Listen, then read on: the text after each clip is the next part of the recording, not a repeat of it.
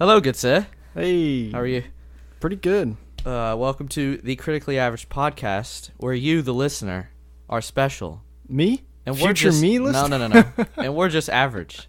And that's why people listen to us, right? Yes. Yeah. Elijah, Yes. how are you, my average friend? Pretty good.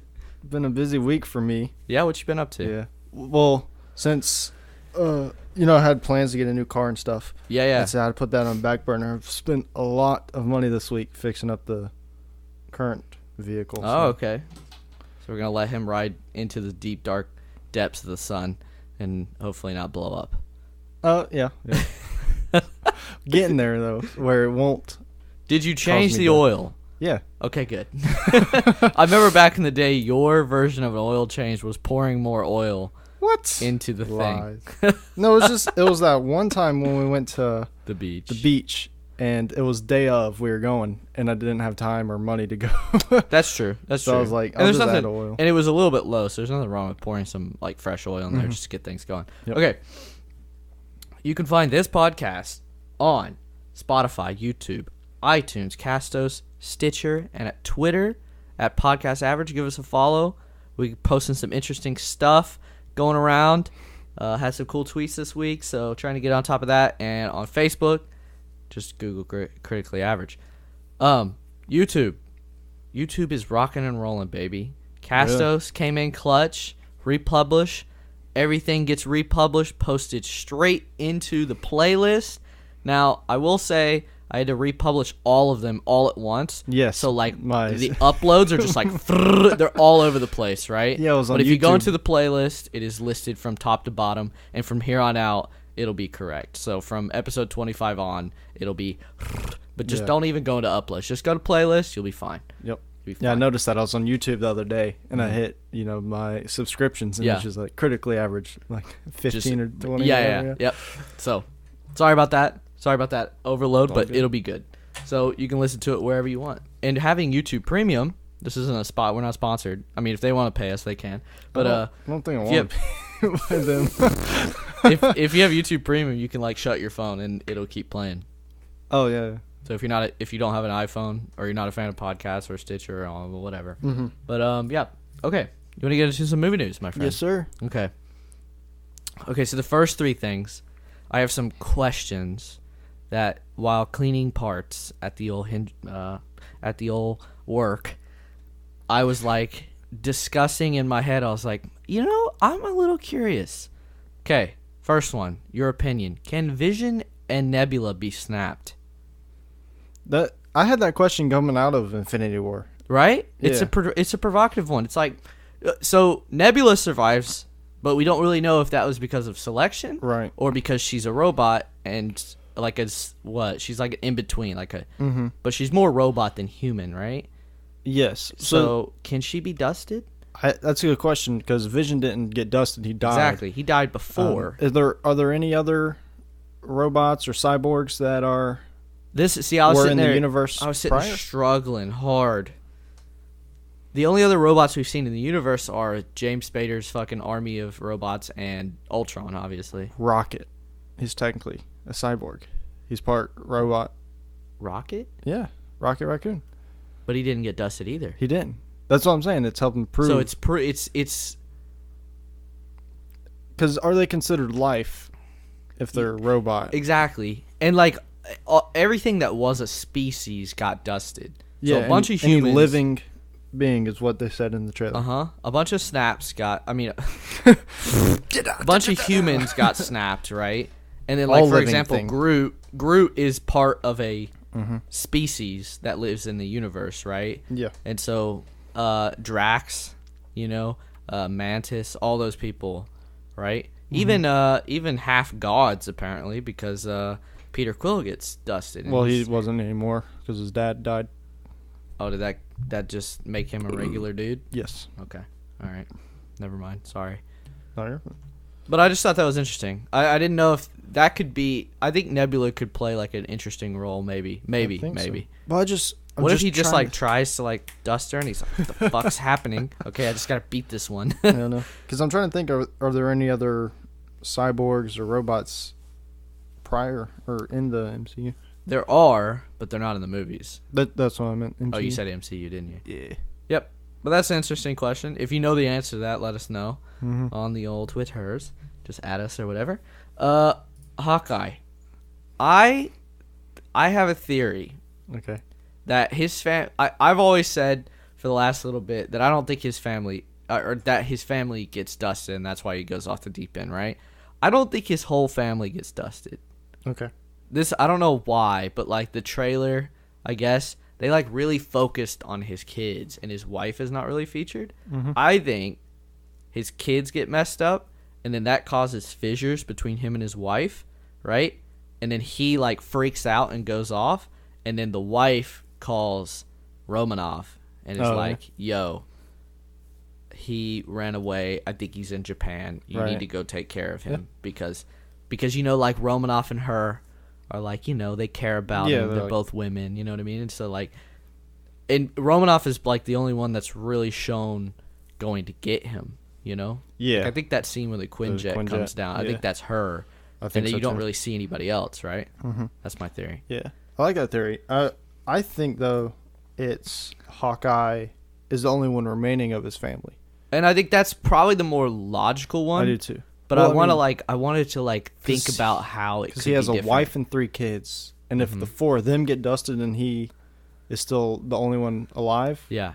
I think that would cause him to go mad. Absolutely. Sort of like the unfairness of I'm still alive, but because let's be honest, like you would want to die first before like your loved ones, right? Yeah. So, But I could also see how all 3 of your kids dying could cause some serious tensions that's true. in your relationship. You know what I mean? Especially with people dead everywhere. Like, why the hell did our kids die, but we survived? You know Exactly. that. But I was just thinking about that. Okay, here's another. It's all about snaps this week. Okay. Okay. Can the whole world be snapped? The world isn't a living planet or a living thing. No. Well, technically, I don't know if you know this, but the world is only talking about Earth. Yeah, that's what I meant. So, like, if let's say you lived on Mars, you couldn't call Mars the world. Did you know that? It's an interesting fact. If you Google the definition of world, it talks about everything on the planet Earth. Huh. Yeah. Isn't that weird? Well, that makes sense. So World, Earth is a world. So exactly, but like it's this world. Like so, in this context, can everyone on planet Earth die? Mm-hmm. Or so why did it? So that means like so why did it like 50-50 the Earth? Why didn't everybody on Earth die? I'm pretty sure, and they came out and said that's chance. So it's the entire universe that got snapped, not just So Earth. So it could have been like all of Earth is gone, but 100% of another universe stayed or another world stayed. Okay, so but that that's answers not my other question. I said, can the entire world be spared? I What think if he so, but what the if he thing is, snapped? He and goes planet. everyone just survived, and he's like, "Well, shit, come on." No, the thing is because they said he would go planet by planet in doing it, Yeah. and spare 50 and kill 50. Yeah. So I think in his plan it is to go planet by planet to do that. Okay. Because it doesn't fix the problem if he goes saves this planet 100% and then goes kill this entire True, planet because because the same problem is going to exist on that planet. Well, and it's specific to that ecosphere, right? Like Exactly. Titan, for example, like Was just overpopulated and stuff. and if you like let's say Mars was a habitable place, Yeah. killed everybody on Mars, it's not going to help the Earth. No. You know what I mean? The same Like, problem still exists. exactly. Okay, so I guess it just 50-50 the whole universe. Yeah, and I think there's really not a planet out there that gets spared. Really, just pretty much everything's Everything. just dying. All right, those are just some interesting thoughts I had. Okay, Christopher Nolan's new secret movie that we have no idea what it is, but it'll be good. It casts the main character from BlacKkKlansman. Oh, yeah. Yeah, Cool. He That's doesn't have a large filmography. he doesn't, but he was really good in that. So He was and really then good. you get hooked up with Christopher Nolan. Big stuff, and that's in 2020. Okay. Which is actually pretty soon. But knowing Christopher Nolan would come out in November. So, big news for me. If this is true, the Game of Thrones creators, the think they're called the Double D's. David Vinios, and what's the other guy's name? DB Weiss and David Benioff. Mm-hmm. The Double D's. That's what they call them. They're apparently making a Star Wars show after Game of Thrones. And apparently, it's going to be the Old Republic, which is like my favorite. I love that. What do you call it? That storyline. Yep. But I cannot get through the fucking video game because it was so bland and so boring. It was amazing 10 years ago. Yeah. You know what I mean? You're like, wow, this is incredible. But I love the story, and I know it happens, and it's good. But, dude, it's just like, can you please make it a TV show? And then you get the Double D's behind it. I'm on board. Nice. I am on board. Plus, they do best when there's already a set. Like, there's some episodes of Game of Thrones where the book wasn't finished yet, and they had to kind of take their own, and it started to fall off the rails just a little bit, right? So, like, Right. It's good that there's already a set universe and story going on. So, that might be cool. Oh, by the way, Warner Brothers / DC is just falling apart, man. Oh boy. First off, we learned this week that, did you know people can change, Elijah? It's hard, but yeah, some people. Marvel has rehired James Gunn. Yes. the old James Gunn because people can change. And the tweets they make 10 years ago don't really affect them today. Okay? Yeah. So, that's cool. Apparently, there's conspiracy theories that they never really fired him. They just fired him to look good. Well, it was the right thing to do. Yeah. Yeah. No, if they wouldn't have fired him, you know how much crap Disney would have got? Yeah, and then they got a lot of crap for firing him, but one is like more defendable One's than better, the other. Yeah, for sure.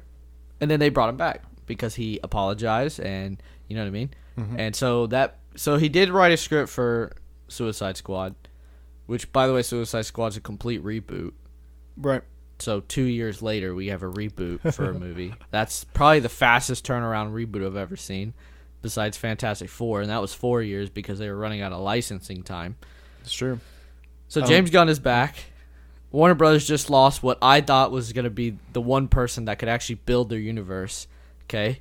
And it's now come out that Warner Brothers studio chief is now stepping down. Things are falling apart. Let's just put it that way. It kind of feels like a crumbling ship a little bit to me. Yeah. It's like, can we hold it together? Mm-hmm. What's funny, though, is I've heard a lot of good things so far about Shazam.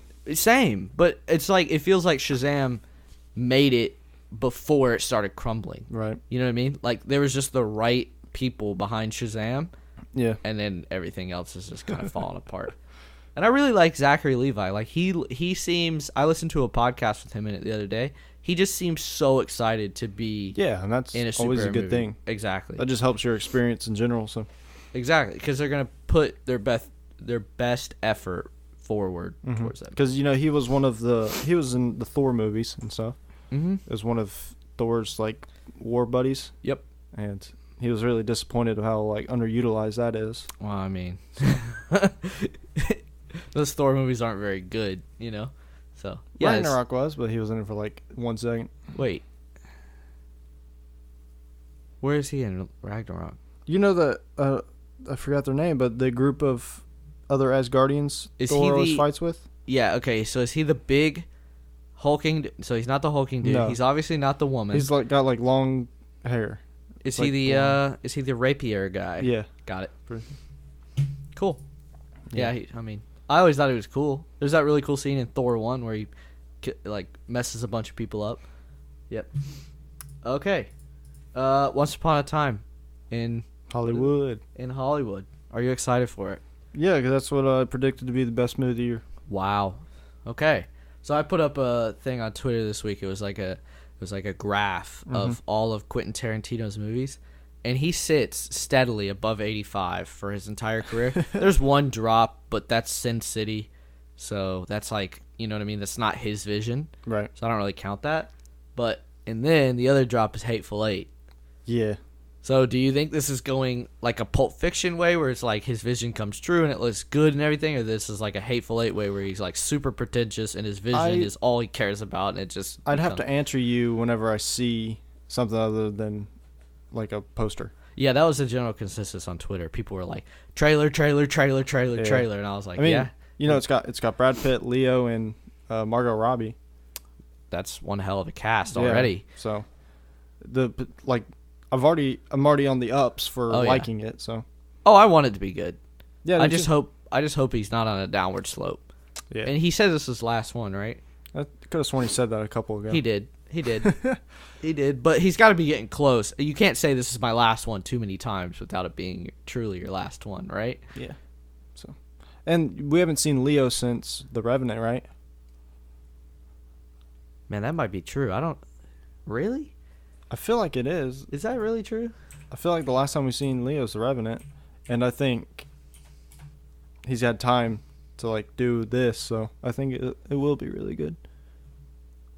When you Google Leonardo DiCaprio, the first thing that pops up is 2016 Oscar winners. So, well, because he won an Oscar for it. So. Yeah. But I'm saying, like, normally, like, their latest movie would pop up. Oh, yeah. Wow. What? He has not made a movie in Since 4 years. Revenant, right? Yeah. That's crazy. I know. I've noticed. Sorry, I'm just so used to Leonardo just making things. Well, there was that span where he was like... He's got a movie lot. A year, He's got a lot coming out. Dude, they're making a Theodore Roosevelt movie. Oh, that's sick. That's amazing. We know a person that'll be going to that ASAP. Our old history teacher was a massive Theodore Roosevelt fan. Yeah, he was. Thought he was a beast, which he is. Yeah, I think it'll be good. I like the poster. I think it's interesting. I think they... Like, I'm glad they went the way they did with the two characters, because Leo looks like he's in his zone. Like, he's just, like, wearing a leather jacket, being a cool guy. And Brad Pitt, he looks 30 years younger. He does. Like, if you go watch World War Z, he looks like 58 in that movie. Easily. And now he looks like he's, like, 42 or something. In World War Z, he's wearing all these baggy clothes, and his hair's all... And he's got a beard, and he's just, like, beaten up. And this it's all, like, tight clothing and... Tommy Bahama. He looks like Tommy Bahama. He has a yellow, like surf shirt on. Mm-hmm. Okay. Yep. What's the plot? One's a stunt double. They're like washed up, so they're trying to get back into business of acting. Is it realistic or is it like gonna be nuts? Oh, like Django Unchained final fight scene sort of No, nuts? not like that. Kind of like Pulp Fiction, where it's a really hyper world. Like, oh, gotcha. Like, you're not gonna save someone by stabbing them with a giant needle in the heart with adrenaline, right? Like, that's not gonna save their life, but it did in that movie. Gotcha. You got what I'm saying? Or that pawn shop scene. That's. Yeah, everybody wants to go to that. That's pretty crazy. I mean, there's other scenes in that movie too, like when the boxer comes home. Mm-hmm. And she's like glowing and everything, the girl, so the little French girl. So it's there's just super weird, hyper realistic parts of that movie. I bet. I'm just curious. Yeah. All right, I think that's all I got. Really? That was a lot. You got more? Well, I mean, Toy Story 4 trailer. Came out today. I haven't had time to watch it. Watch Hold it. on, I'm gonna pause it. Pause what? The podcast. Just live react to it, man. Okay, we're back. Okay, we're back for the second time. Panic ensued. The speakers were on. We were blasting at ourselves. Okay. It's an interesting trailer. You're just fresh off the Toy Story 4 trailer. Fresh off the trailer. I like Sporky. I feel like what makes him so much dumber than the rest of the toys? Well, he was born yesterday, you could say. Well, I mean, Buzz, when he first got there, he wasn't dumb per se, but he wasn't like... He was naive. He was naive. Sporky's not naive. He looks like... but handicapped. I mean... Well, he kind of was made by toddlers. This is fair. But the thing is, all Got the like other ADHD, things, you can't pay attention or all anything. all the other toys are beings, like an animal or a person Yeah. or something. So maybe if the real version of it had a brain, they would be as smart as I get what you're saying. you get. So he's as smart as a spork would be, I guess. Okay. I mean, I think it's impressive that Toy Story is still like relevant and not doing the same thing over and over again. Yeah, this is a really cool So Toy Story 1 was like, you know, pretty much introduced the whole thing. Toy Story 2 was about what 2? yeah. They got sold or kidnapped, basically. Yep. And then Toy Story 3, they get given away, and they have to like navigate their way through a whole new like they're taken out of their realm and put into like the real world. You know what I mean? Where like other toys are living. And then this time it's like it's dealing with sentience. Really, which is kind of interesting. I know. Or belonging, really. Yeah. Interesting. I mean, cool. Whatever. It should be good. Yep. I mean, they're all solid movies. We'll go see it. Yep. I'm down. All right. Ready to jump into this main topic. Yes, sir. You have no idea how your excited I excitement. am. I have made a 21 entry list on how to win Survivor, and that's post season 11. What? We'll get into it. You ready? Are Okay. you ready? Do you want me to go? Well, see, how do you want to do this? Because I I have feel a like- bunch of scenarios, or like, how is your thing formatted? Do you want me to just go? Because I'm ready to go. Just go. Okay, the game of Survivor. So basically, the game of Survivor, 20 castaways are left on an island or a remote place for 39 days, and they fight challenges, and they are put into 2 tribes, sometimes 3 tribes. We'll talk about that in a minute. I've covered all the bases, Elijah. Okay. Sometimes 3 tribes, okay? Sometimes they're themed. Sometimes old players come back. Sometimes new players come back. Sometimes I've been it's watching Survivor since I was 6 years old, and I have watched every single season except for the one that's on TV right now. Yes. So, I'm pretty well versed. I know what I'm talking about. Now, could I put that into a winning formula? Probably not, but I'm going to give it a shot. Okay? Well, the game itself is very unpredictable. It is very unpredictable, and I always say I think I would have a very good shot at winning Survivor if, one, I could get in shape before I went on the show, like into a decent amount of shape. I feel like, I mean, there's definitely people that are way more out of shape that win the show than me. But to win the show, it's good to be in at least a decent amount of shape, right? Yep. And then 2, if the people I play with are not complete lunatics. That's pretty much it. Those are the 2 defining factors, and sadly, Survivor normally picks a few lunatics. So you just gotta make I think it that's through part of the process. Okay, so the reason I talk about season 11, do you know what happened in season 11 that changed the game? I have 2 guesses. Okay. Redemption Island. No. Idols. Yes. Okay. Idols changed the game, and the reason Idols changed the game is because it turned the dynamic of alliance versus alliance on its head. Because if your whole alliance votes for one person on the other alliance, which is what you need to do in an alliance system to get the numbers, if that person has the idol, your alliance is fucked. And I say fucked because they can vote whoever they want. You're screwed at that point. Okay? So, how to win pre-season 11. Oh, so with no idols involved. No idols. Okay. Very easy, dude. This is the heyday of Survivor if you're just wanting to play no, like, sneaky games. Get into a majority alliance, which is caveated by being a good person. Because if you're a shitty person, you're going to get shoved into the minority alliance. Yep. Okay? You don't want to be the leader of that alliance because that's always the person that's picked out first in the merge. Okay? The merge, if you don't watch the show, is when the 2 tribes come together. Usually they get down to like 11 people. Yes. Contribute to the tribe, because if you don't contribute, this is true about all Survivor. If you don't contribute, people will vote you out for just being a lazy piece of shit. Okay. Form a pact of 3. Now this is different from later on. I'll get into it. You want to form a pact of 3 because 3 without idols is incredibly strong. I don't know why.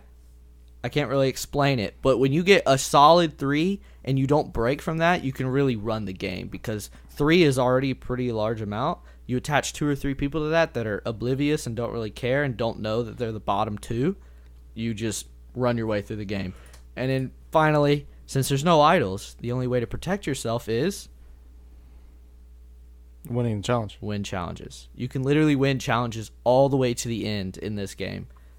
Because back then, there's no idols. So you could win challenges all the way to the final 4 and you're in. You're done. You've made it. Okay? And as long as you did some stuff that the jury likes during that, you'll win the game. Okay. Now this changes later on. Okay. Okay. Post season 10. So now we're talking about season 11, first idols, and so on and so forth. Okay. Okay, things are about to get harder. Okay. Okay. 1, don't play too hard. Okay? We've had enough seasons now that everybody knows how Survivor is played. Okay? And we're talking about people like Sierra. You ever watch Sierra's comeback season? Mm-hmm. She immediately started gunning for people, and they voted her ass out so fast. It was ridiculous. You want to be chill. You want to build the thing. You want to win the first challenge. And if you don't win the first challenge, just be someone that's not an asshole, because they always vote out the assholes that lay around and do nothing first. Right. If you get voted out first and you're a player, you've really done something wrong. You've really put yourself out there. Don't you dare go running into the woods looking for an idol. They normally don't vote you out first because they're like, listen, we know he's crazy. She is crazy. I'm not going to vote him out. But you have this huge target on your back. You're going to get voted out in 2 or 3 challenges, right? Okay. Number 2, don't be a woman. What? I'm only kidding. You can win this game as a woman, but the odds are stacked against you, okay? Okay. There's an equal amount of men and women at the beginning of the game. Mm-hmm. 22 out of 13, and I say 13 because Sandra's won twice. 22 out of 13, that gives you a 64% chance of winning if you're a guy. It's pretty good. Right. Versus 36. Pretty good. Yeah. So, don't be a woman. But I'm only kidding. Actually, the more the game goes on, if you're a strong woman that can really, implement herself, you actually have a better chance, I feel. Because, people like Poverty and Sandra and stuff like that, they're not labeled as these threats, but they still win challenges. They just swoop them. And everybody's just like, oh, they're not a threat. They're not. Oh, crap, they won the game. And it just happens. You know what I mean? Yeah. So, but that's just a joke. I'm just messing. Okay. When you land on the beach, you want to canvass all the tribe members. Okay? Now, whatever tribe you get stuck with, I'm sorry, you're just going to have to build relationships there, because if you try to wait till the merge to build relationships, you're screwed, okay? You're going to go find the most down-to-earth, normal guy from either Kentucky or West Virginia, somewhere in there, okay? He needs to be country as hell. We're talking TJ. We're talking...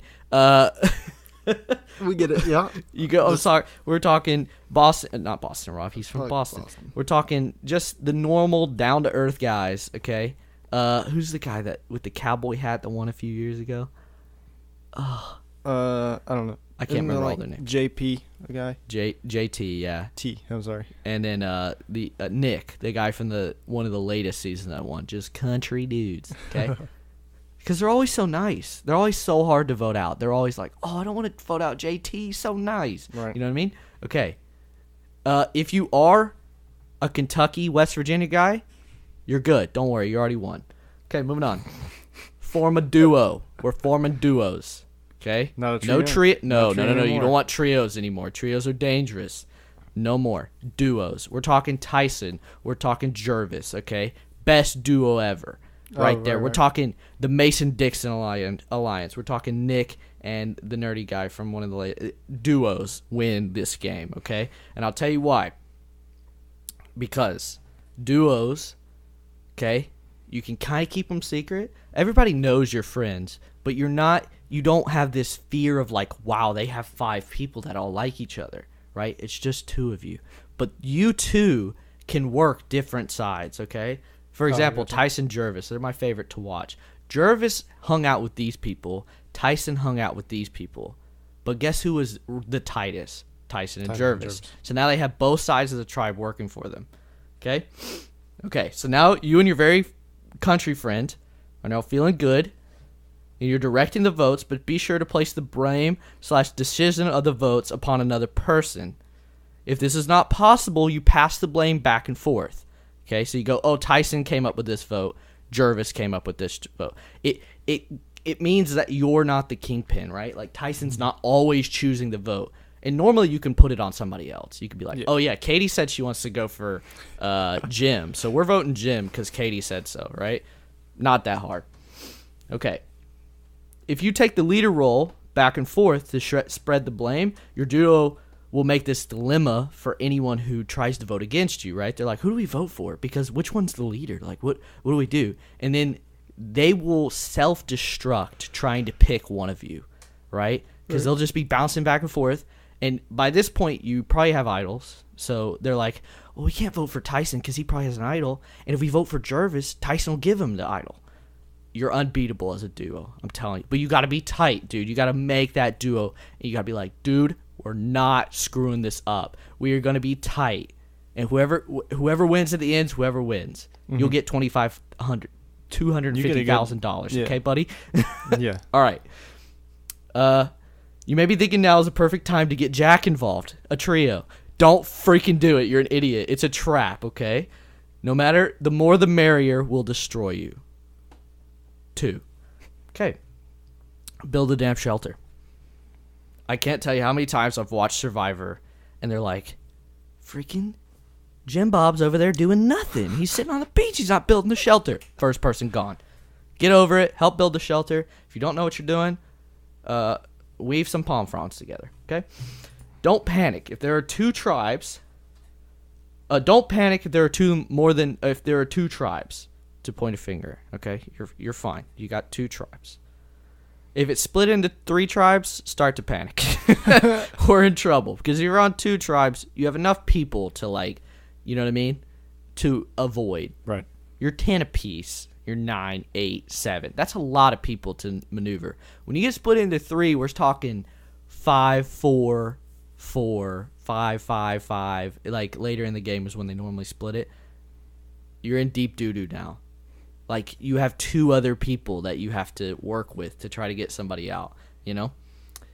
The good thing, if you're a strong individual, is most of the time you won't get voted out in a 3. Because they're like, dude, we for like challenges. we need to win challenges because we're running out of individuals, and so they won't vote you out. You do have that fear in larger ones. If you have enough strong people, they'll vote you out because they're scared of you later in the game. Just don't be scary, really. Okay. If in the 3, right? If you're in the 3, you gotta win challenges. And the good thing about this is two tribes win. So just play your heart out. I mean, go as hard as you can because even if you come in second, you're good. Just don't be the shittiest tribe there. If you are, you're in trouble. You might be screwed. Yeah. If you're in 3 tribes, that means there's 3 idols. Okay? Now, let's say you and your boy got split up. That's probably a good thing. Okay? Because now you can come back together with 2 idols. Mm-hmm. And they're much easier to find when there's 3 because the camps are smaller, which means the canvas location for them to hide them are smaller. And, I mean, it's Survivor. They've gotten pretty formulaic with the way they hide their idols. It's not hard. You know what I mean? Mm-hmm. Just make sure you do it inconspicuously. And, I mean, there's plenty of time in Survivor, especially if your tribe wins, because you're just sitting there for a night doing nothing, waiting for the other tribe. And most of the time, isn't it on a reward or something?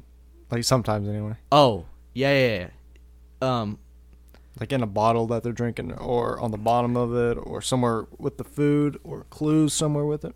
Yes, if there's like a feast or anything like that before the merge, you know there's going to be either an advantage or something like that there. And then other things is sometimes you'll find a clue and you have to grab it during a challenge. Yes.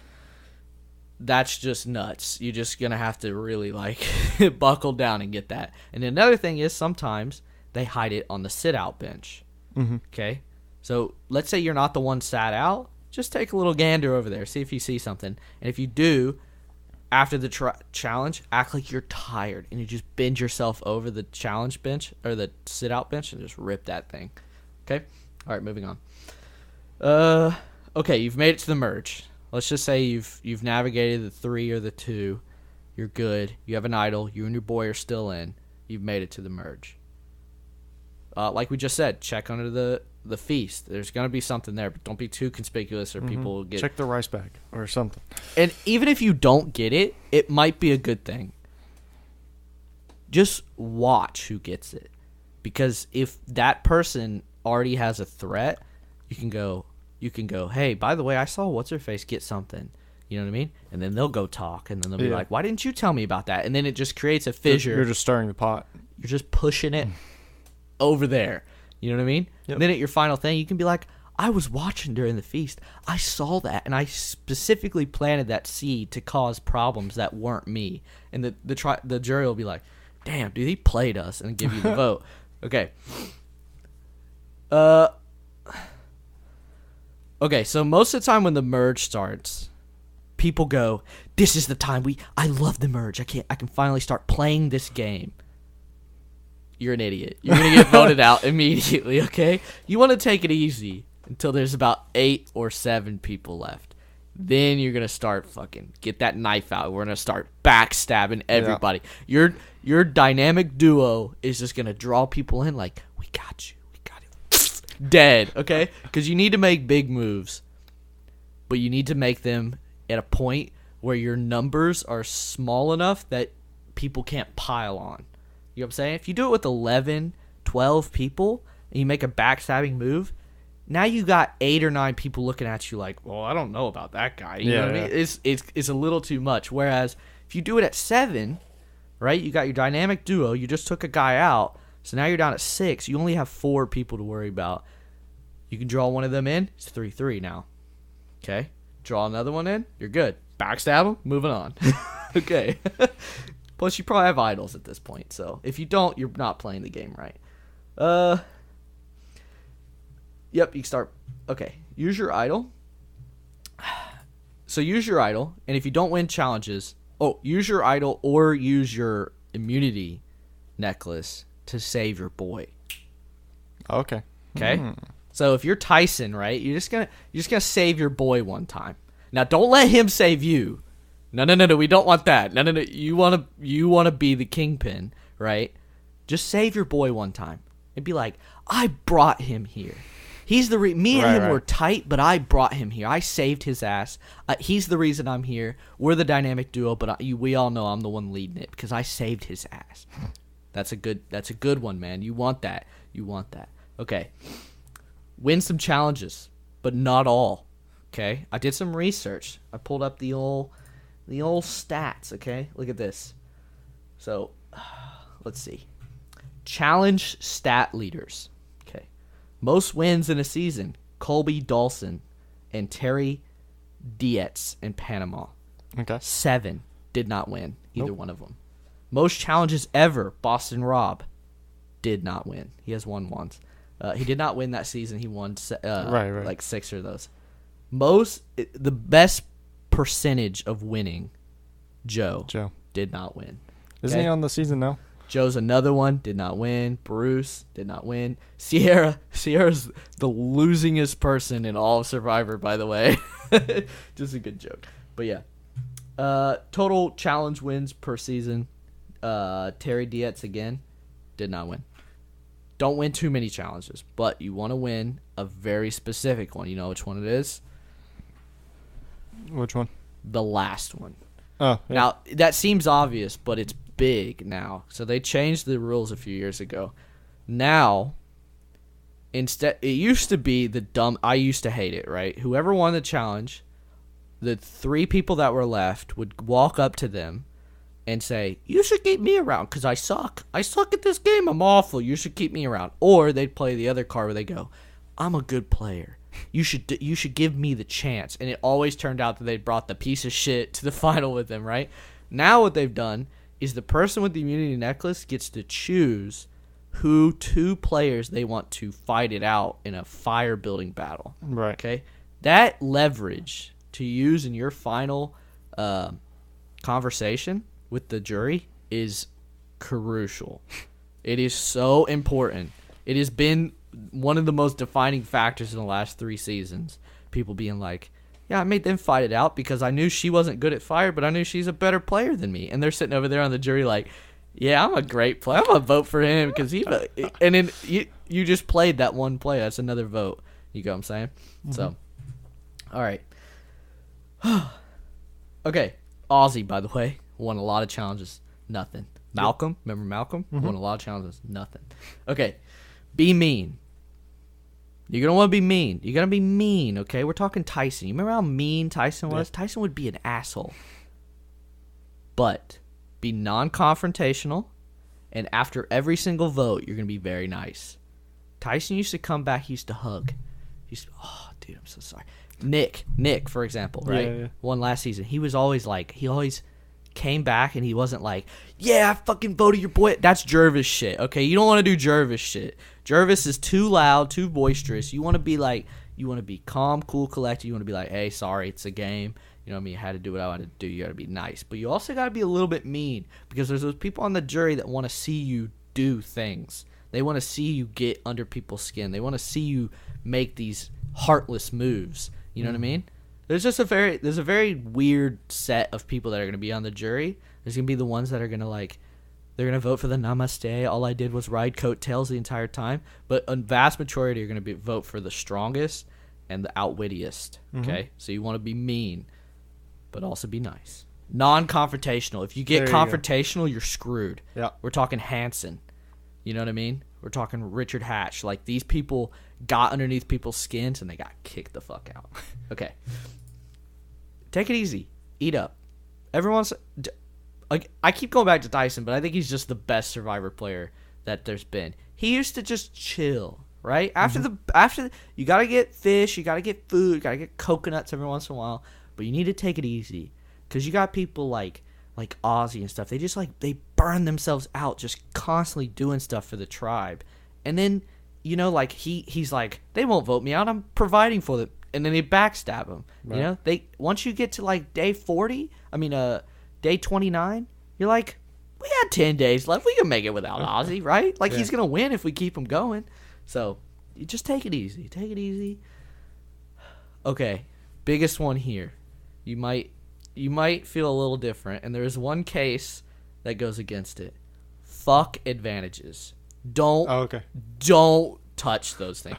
Every single time I've seen someone try to use an advantage, except for the last season, in which an idol and 2 advantages were played, and it was perfect.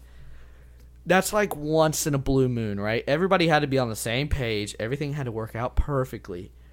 The only other person that's used advantage accurately, right? Mm-hmm. Which, by the way, the person that won that season was Nick, and he was not the possessor of the idol or the advantage that really made a difference, okay?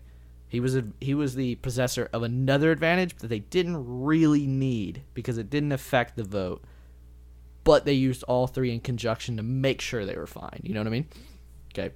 The other one was Sarah. Sarah used an advantage, and she did pretty good with it. She won, yeah. Yes. She won, but her advantage play was actually good. But every other time I've seen advantages, they either once used it as like a safety net, like, I'm fine, and then never got to use it, and it gets passed down, a.k.a. the legacy advantage. Or 2, they used it and it did nothing. Like, it just didn't hit where they wanted it. Their vote was obsolete because they had too many numbers or something else. It's just like, just screw those things. If you get one, just give it to your boy and be like, this is or use it later in the game to get a third person in. Be like, we're going to show you this advantage. You know what I mean? Mm-hmm. They're like, ooh, oh my God, you guys are so nice to me. I'm on board. Backstab. Okay. Don't be selective in reward challenges. If anything, just throw them away. Low key. Throw what away? The reward challenges in the merge. Okay. If it's a singular not a team-based reward, just maybe just fuck up on the puzzle a few times, because you don't want to be the one selecting who goes on rewards. Oh, yeah. It ruins a lot of people's games. You can, you don't have to take it though. You can give it to someone else. Oh, the reward? Yeah, it happened in the first Blood versus Water one, or Blood one, the family one. Oh yeah, they like give it to somebody else because of their family. The guy, there's like one super athletic dude, and he was winning all the challenges, and he was just giving it to everybody else besides. Like he would give up his win for other people. Gotcha. I don't think that's a good strategy. Oh, so it seems to what do you call it? Like baity. Trying to get favor with people. Mm-hmm. Yeah, no, you don't want to do that either. Well, yeah, because he won and he started celebrating like crazy, and they're like, "Calm down, dude." He's like, "I didn't say I was gonna take it." Oh God. Then you get all like defensive and stuff, and it's just a sour mood. Yeah. Pretty much anything that makes your eyes roll in Survivor is the death of you. If you ever eye roll, you're never gonna win, right? Yep. Like if people are like, Brad Culpepper, like you're in trouble, dude. Okay, yeah, I would. It's just a slippery slope, and if you win one, try to be as humble and as unselective as possible. Be like, listen, like if it's, let's say it's the biggest one is the family reward. Mm-hmm. Okay, everybody wants that. You just go towards the person that reacted the most when their family member is there. If someone is like legitimately bawling, like dehydrated because of tears, you're like, listen, I gotta give it to him. You know what I mean? Well, I think everyone respects that. Exactly. And if it's like a wife and a husband versus like a kid and their dad, you give it to the kid and the dad, because there's just a stronger, like the wife and the husband, they'll be fine. You know what I mean? They can live 39 days without each other. Yeah. You know? Unless they've gone through something crazy, or, you know, just like the kid and the dad is a much, or the, you know, the mom and the daughter, or the mom and the son is like a much more, never give it to the sister brother shit. Just don't. Yeah, no. Just don't win advantage. I just, Well, I mean, if you had to, I would, like, prejudice aside, I would more likely give it to the person that almost won. Facts. True. You just, that's a good idea. You spread it to the person that came closest. Yeah. They almost won, so they deserve it just as much. Exactly. I'm just better. It's a good idea. And just start flipping everyone off. Don't take your boy. Yeah, make it clear on day one with your boy. You go, hey, when we get rewards, don't take me, and I won't take you, just because we're here to win $1 million. We're not here to go to fucking Fiji and eat some food. Okay, we're here to win $1 million. We're not messing around. I'm not losing because I wanted a pineapple smoothie or something. Yeah. Okay. All right. Going back to what I said, win the final challenge. 16 people have done it and won the game. That's pretty big numbers. Okay. Yep. In the last 5 years, or in the last 10 years, 5 out of 10. So you have a 50% higher chance of winning if you win the final challenge. Right. Okay. That gives you a 33% chance, a better chance of winning. So basically, combined with 3 people being there, that's a 66% chance of you winning if you win the final challenge. You're in good shape.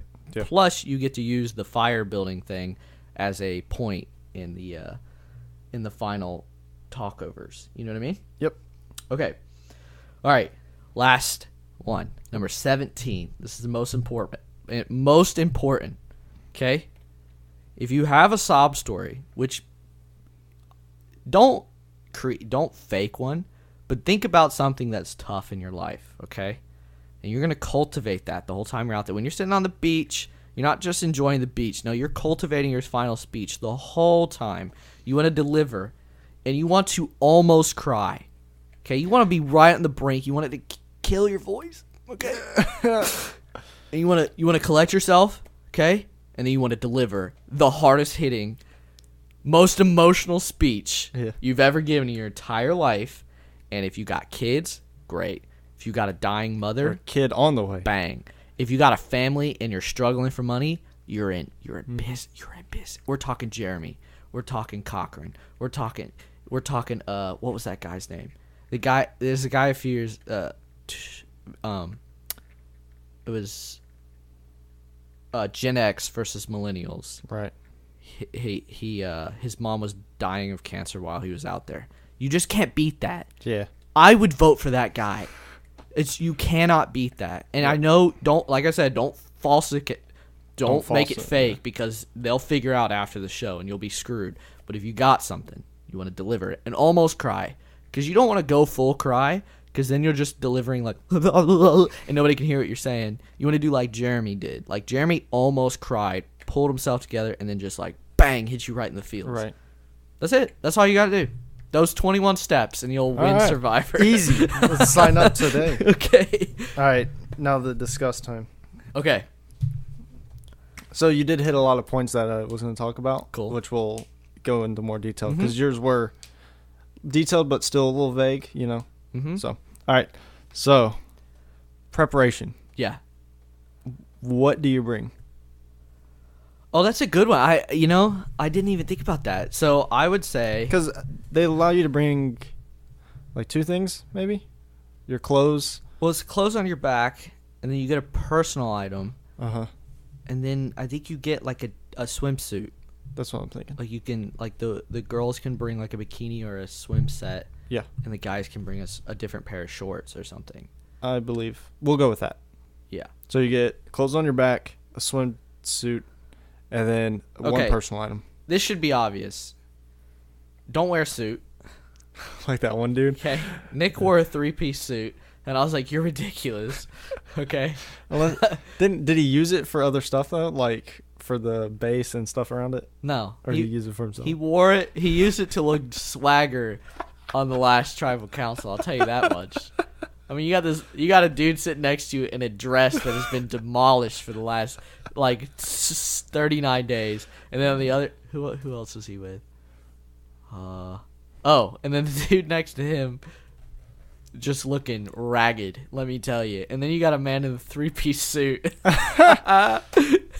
He definitely looks swagger. I'll tell you that much. Okay. No.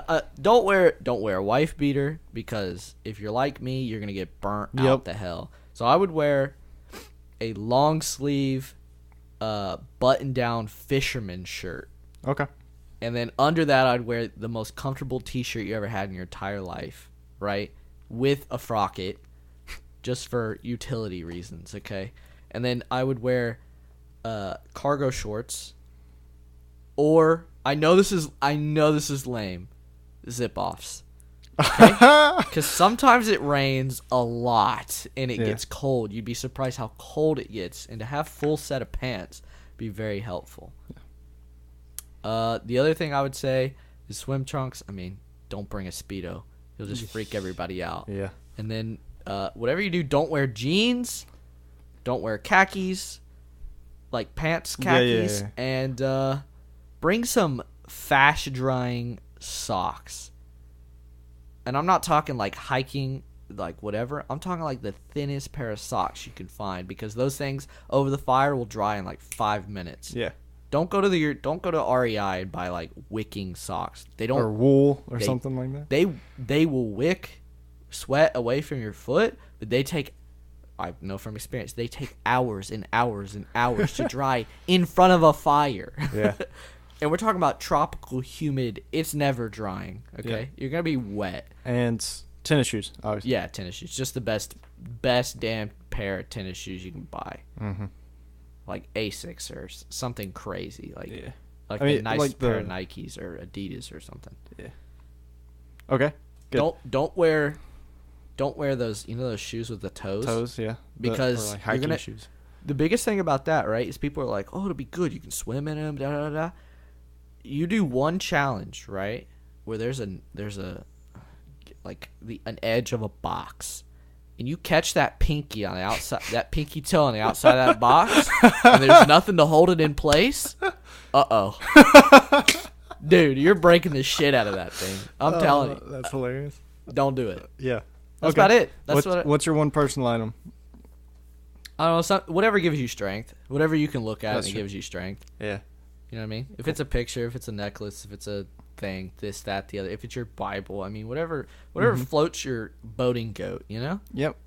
Because I bet, I haven't been there, but I bet day 26 you're like, this sucks. I'm done with this. And give me strength. you just need something, Yeah. right? You just need something. Cool. Okay. All right. So day one, Mm-hmm. you get. We're just gonna go. We're presuming or we're imagining it's you. You're on the reserve or whatever it is. Okay. So it's you, and you're split into your 2 groups, There are 2 tribes, and Mhm. you're in one, and you head back to your campsite. Mhm. Okay. You are an Eagle Scout. Indeed. Yes. How hands-on are you going to be in the building of the shed or the whatever it's called? I'm blanking. So I know this is not going to be satisfying because you're probably looking for one end of the spectrum or the other, but as middle as you can possibly be. That's yeah. So you don't want to be the leader. Cause Yeah, you don't want to be the boss. The thing about that is, one, you become the boss, so everybody's looking at you, and 2, if the shelter falls apart, guess who they're going to blame? Yeah. Okay? So you want to be the guy. Oh, and the whole thing about Survivor is just maintaining your composure, right? And almost amplifying your personality at some points and dampening your personality. So my personality in real life would be to just run the thing. I'd be like, no, I'd let me hammer that in because you're doing that fucking wrong, right? Right. But I'd just be like, Becky, you're doing a great job hammering that in, right? And then when she leaves, I'd be like, okay, let's fix that shit because that's awful, right? Yeah. And I would just be like, I don't know. I'd just be hanging out. You'd I'd be like, hanging loose. You would totally, let someone dude. else make the mistakes. Let's say Jim Bob's like, I want to make a A-frame right here. I'm like, that. I don't know about that one. Okay. But, like, I would just be like, A-frame? What do you want the A to be? I would be helpful. I would not make the decisions, and I would just make sure everything's good without making it seem like I'm putting anyone down. Yeah, gotcha. Well, yeah, that's like smart. So It's just middle of the road. um, That's pretty much, you just want to be middle. Like, you don't. That's true. Especially at the beginning. You just want to be as middle, Mhm. boring. Because I don't know if you've noticed, but the people that make it the furthest get the smallest amount of airtime early in the season. You know what I mean? Mhm. Like Davey, the last season I watched, the man, I swear he found an idol, and I was like, who's this guy? I've never even seen him. We're 3 episodes deep. I'm like, what? And then he makes it to the final 4. I'm like, yeah, the smallest amount of airtime, because the people that are getting airtime are the crazy people, like the people that show up on the beach and they just go nuts. Yeah. You know? Or skinny dip. Also, one thing I did leave off of this that I meant, skinny dip. Tyson, he learned his second season. He went full nude on his first time, and I was like, what are you doing? Luckily, he has the personality What to are you like doing? contain that. Oh, yeah. He's just a jokey kind of guy. You know what I mean? Mhm. But, All right. So I left this out. Don't get hurt. I know it's easy to say, but just don't do anything Yeah, yeah. stupid. You know, like wear those toe shoes. that, or just Don't overstrain. just be as strain careful as you yourself. don't climb a tree that you're like, hey, if I fall off of this, I might break my back. Or just be careful. Yeah. You know, Cool. All right. you So walk around on the rocks. That's where it gets me. People falling on the damn rocks and they just like chop their side up. Mhm. Ugh. Drink a lot of water. yeah. It's And unlimited. if you're dehydrated, don't sit next to the fire. You might fall in if you pass out. That's a good point. So Drink a lot. It's free. They don't restrict your amount of water. Just drink Yeah. that shit all day long. And Mhm. if hey, you're you a can guy, drink till you're full. By the way, it's bad Oh. for you, but you can do it. and if you're a guy, the bathroom is all around you. So just don't even worry about it. Yeah. Just pee like a racehorse all day long. Mhm. Okay. All right. So still on day one. Yes. Um. Oh boy. I hate day one. Be the hardest day for me. Oh yeah. So let's see. The tribes are 10 and 10 if there's 2 of them. Mm-hmm. And so, how do you find your allies or your alliance? Like, do you just go up to every single person and vet them? Or? No. Okay. I think immediately. Okay, so there's a lot of stuff that happens before you hit the beach. Yeah, like Like the there's boat trip there. the boat trip there. Jeff talks to every single individual, right? Mhm. And first off, you can gauge real quickly, like, okay, that person is way over arrogant for me, That's true. or that person is a ditz, like Yeah. she knows nothing. Okay, and then I think you just get to camp, and you're gonna have a lot. Like, everyone's gonna stand around in a circle and have a powwow. It happens every single time. And when you're building And the shelter, introduce, yeah. you're really gonna like gather who's a genuine guy, who's a leader, Yeah. who's a who's a lay back and do nothing guy, who's a middle guy, and you want to find the most middle guy. Like I said, like the country thing was a joke, but it's kind of true. Just the country homeboys, they're nice, they work hard, and they're trustworthy as hell, dude. Like, you can do anything to them, and they're like, dude, that was messed up. What do you want to do next vote? It's like, dude, you just got stabbed in the back. They will do anything. Yeah. Yeah. Gotcha. Who was that guy that literally did nothing? Ken. Huh? Ken? Oh, Keith. Keith. Dude, if ever I want a right-hand man, it is Keith. He is Who we voting out? Okay. Exactly. Exactly. You want to talk about shifting blame? That's the thing. No one's believing Keith did that. You're like, Keith made up this. They go, okay, buddy. So you might have to navigate a little differently there. All right. So the thing is, like, because most of that, when you go to approach people Yeah. to set up alliances, it's during that shed building, the shelter building. Yeah. Like going to look for wood, people go out. Yeah. Yeah. You try to do your best to get with the person you're trying to. Yeah. So how do you, like, say if you see this country guy and he's not like what you expected, how do you get to someone else before, because you're not the only one doing that, obviously. Everybody's doing it. I know. So it's literally like you have to know beforehand going into I think building that alliance who you need to aim for. Yeah, very true. So I think you can narrow it down to like 4 or 5 people. Yeah. Maybe even 2 or 3. Like 4 or 5 potentials, 2 or 3 like I want these people, right? Yeah. 1, let them come to you. Okay? So maybe they're playing harder than you are. Maybe they come to you. You know what I mean? Maybe you're just naturally, because you're both middle of the road, actual true players, right? Not just personalities they picked up. Right. Maybe they'll gravitate towards you, right? And 2, the other thing you have to worry about, and I see this a lot, is not showing your true intentions to the people that come up to you. Because probably, unless you just don't fit someone else's bill, 9 people are going to come up to you to talk to you.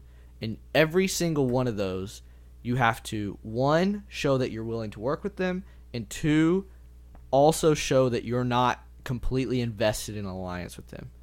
Because the people that just go, I'm so ready to work with you, but they have no intention of doing it, those are the people that like, wait, I thought we were, and then everybody's like, all 9 people are like, didn't you have a conversation with, and he was like ready? You got to be like, maybe just shift the conversation more towards the game and less towards an alliance. You know what I mean? Just like yeah, Jim, he seems like a nice, you know what I mean? It's like, da-da-da-da, and just get away from like, we're going to be together till the end. But then when you get with your boy, you got to be like, dude, you feeling what I'm feeling?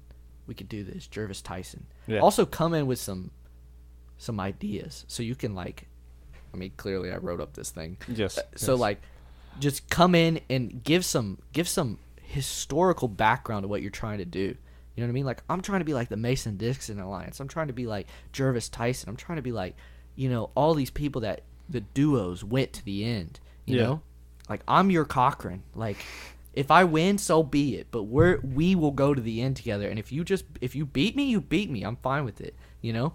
Yep. I'm your Cochran. You're my blank. You know. Be the bigger. You know. It's just. Gotcha. Be my down to earth country guy. All right. Last day, one question. Okay. So you're at that powwow. Yes. How honest are you with everybody? Because they're like name, age, and occupation usually, right? So depending on the type of season, like I've talked about how seasons are sometimes themed. Right. If it's themed like for example, they did brains, brawn, and beauty. Oh. If you're in the brain tribe, you can't be like, you know, I'm a blank. Like they're gonna be like, how are you on the brain tribe, right? So, I think I'd be realistic. I think I'd be honest with all of that. You do. Yeah. So I mean, like, what's your job title right now? Huh? What's your job title right now? I'd just be like, I'm a engineering assistant in the rapid prototyping department at Hendrick Motorsports. And then everyone just falls asleep. Gotcha. Pretty much, yeah. No, just kidding.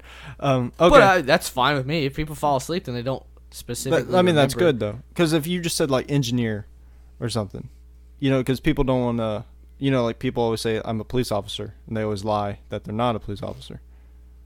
I'm thinking of Joe, for instance. he told everyone he worked construction, but he was really a police officer. And then at the end, he told them that he's really a police officer. It's because it's like a sweet spot for people or something. It's a good idea. But I don't have that. So you don't want to. No one's like, oh my god, the engineers. They're normally well, I mean, because engineers typically make good money or something like that. So it's like I don't think that's. I mean, they gave Sandra the money twice, so I don't think anybody's worried about the money. I mean, they gave Bob the money. He's like a scientist. He probably makes $400,000 early, a year. and Bob deserved it. So yeah, I think you do have. I mean, Nick won last year. He's a lawyer. He's making plenty of money. Okay. Yeah. I think if you're gonna go that route, right? If I'm gonna say I'm an engineer and I make good money, for example, I think I focus more on the struggles in my life than the struggles financially in my life. Whereas if you're like a Jeremy, right, you focus highly on the financial struggle. You know, I'm a firefighter, right? He was a firefighter, and he's like, I'm a firefighter, and I go in burning buildings, and I get paid $32,000 a year to do it. And it's bullshit, right? I'm not going down that. I'm not gonna be like, I sit at a desk and I get paid this much. No, that's not. I gotta be like, you know, my life's been tough or whatever. However you're gonna formulate that, you know. Or I've worked my whole life to get to where I'm at, and that doesn't diminish how much money I make. It's just because I worked, and everybody works just as hard to get to where they're at, you know. Yep. Cool. So I'd be honest. Be honest. Yeah. Because honesty is important, especially on day one. Right. Especially if you're trying to get your country boy to help you out. He's boy. He's going to want you to be honest, you know? Yeah, gotcha. Well, it's not like he knows you're lying. This is true, but if he finds out later, he might be like, I'm out of here. Oh, I gotcha. Yeah. Do you become an asset when it comes to food? I know you talked about this. You said don't be the main hunter-gatherer. Well, you want to be a provider, but you don't want to be the Ozzy, the Joe, the Malcolm, like where you're just like... You're doing everything. I think in the beginning it's not a bad idea, because if you're like the only one that can catch fish, for instance, they're going to want to hold on to you. Yeah. Oh, absolutely. Yeah. I think it's fun, too. Like, I think it's fun to go out there and try to catch some fish, you know? But don't spend... On day 26, when you need to be playing the game, don't be lost out in the ocean catching fish. That's what Ozzy's up to. Because Ozzy they every single time he gets voted out, they go, blindsided Ozzy. No, they didn't. They just all sat around. They could sit in a circle watching him fish and go, we're voting him out tonight, right? That's not a blindside, okay? Ozzy just wasn't playing. He just wasn't, what do you call it? He just wasn't present in the moment. He was out doing something. Day 1, 2, 3, 4. If your tribe wins, dude, I'm doing everything I can. I'm getting coconuts. You got nothing to worry about. If your tribe loses, you ain't getting no food from me to that night. Oh yeah. Nope. Okay. I'm sorry. I'm playing the game. I'm making sure my ass ain't getting voted out, and I'm staying as low key as I can, but also trying to drive the vote as much as I can. How much? Becky? Becky's the one driving the vote. It's me. It's Becky. It's me. When it comes to eating, just my share. Just your share? I don't never be the first one to eat? Literally, I'd cook. I'd be the one to cook and dish it all out. Yeah. I mean, we went through high school. I went from what? We went from like 7:30, didn't eat a damn thing, all the way till 2 o'clock. Oh yeah. I'll be all right.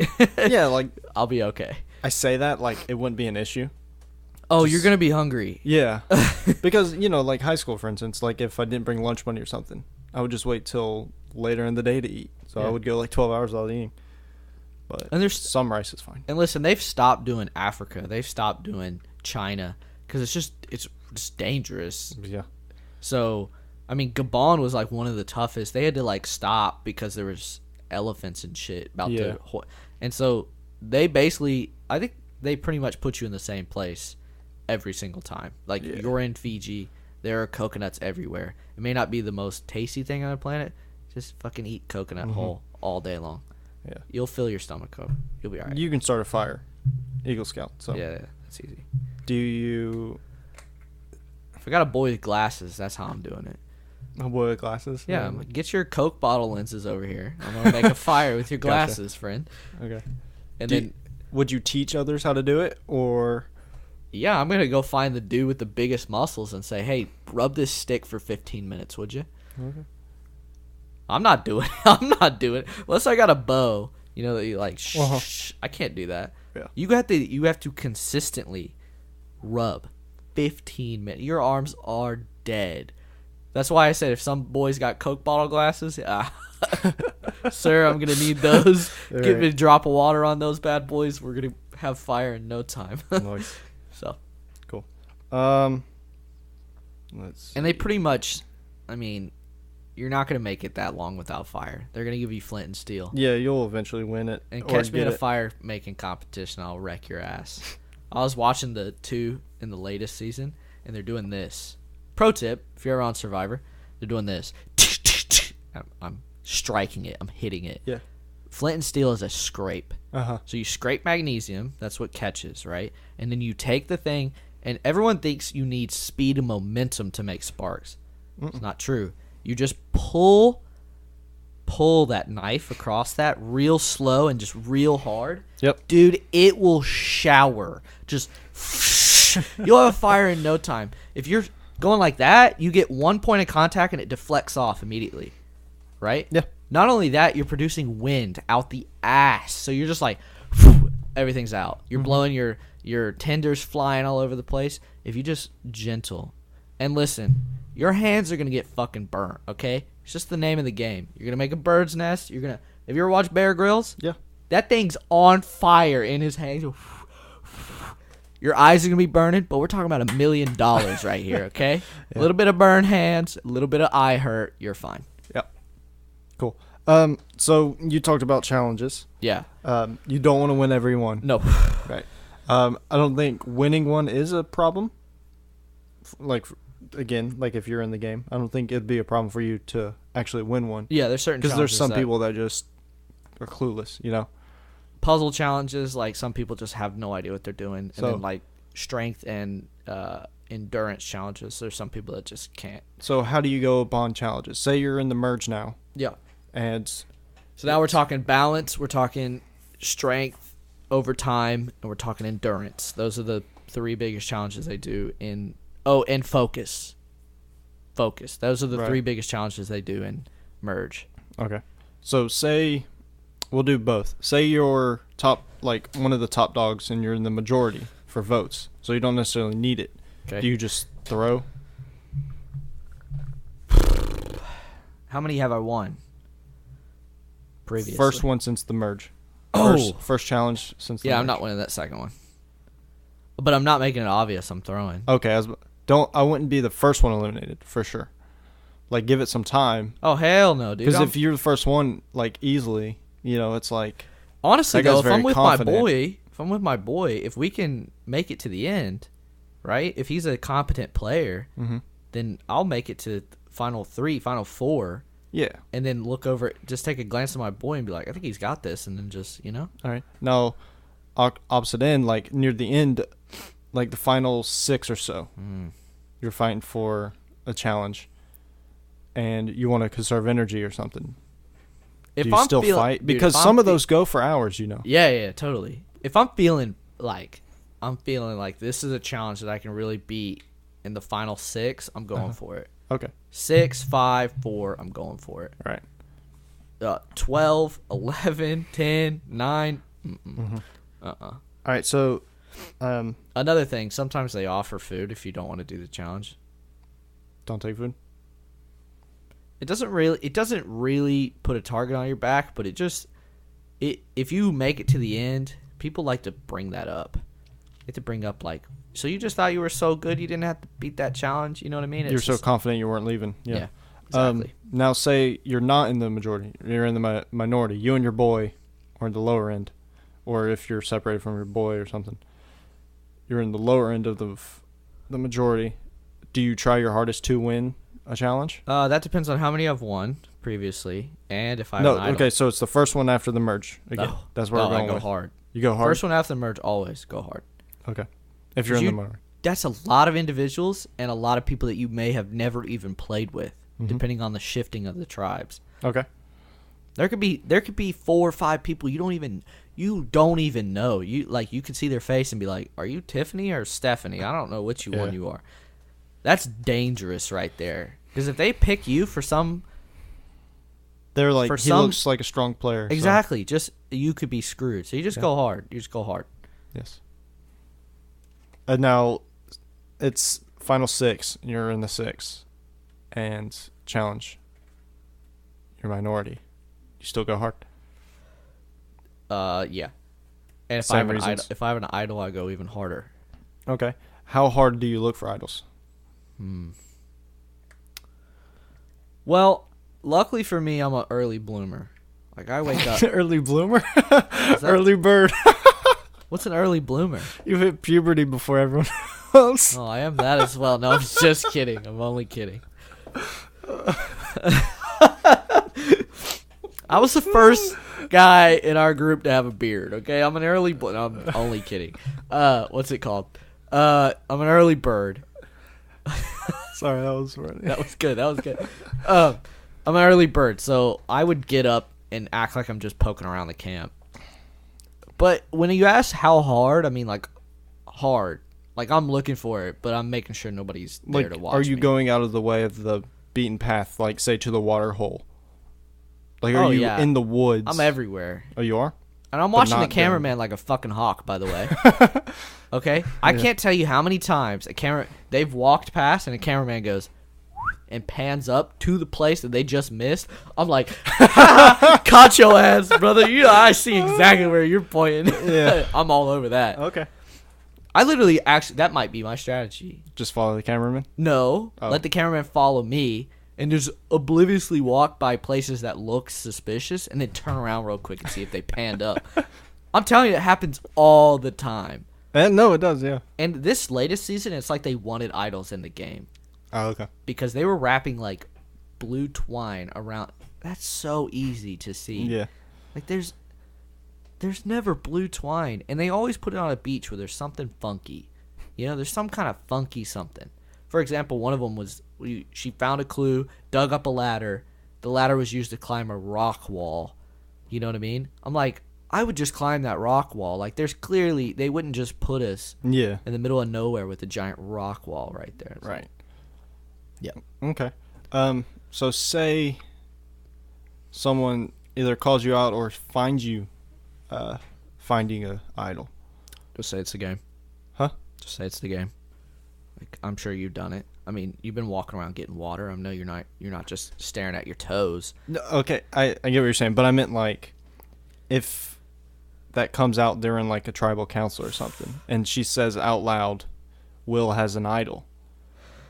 Do you deny it because it's her word versus yours?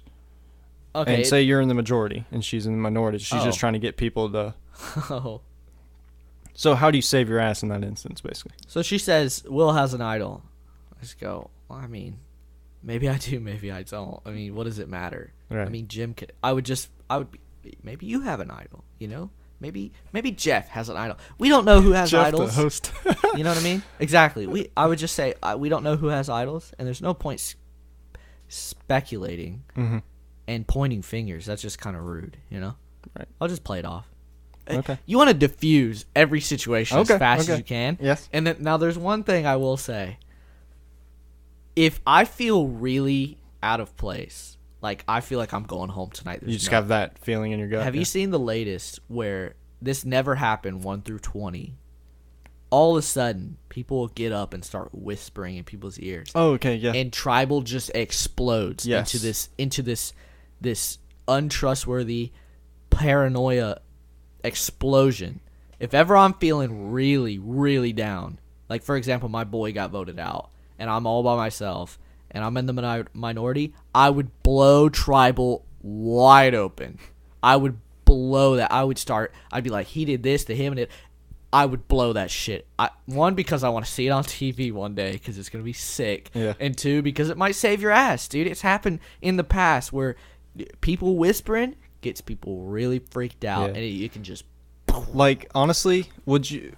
If something happened and you got up and go whispered in someone not in your alliance's ear, and you just said like vagina boob or something, Yeah. just like utter nonsense just to get people started, It would explode. you would do that. And you know what's fun? Yeah, absolutely. Mm-hmm. I would probably say something a little more provocative, but I don't know what's much more provocative than vagina boob.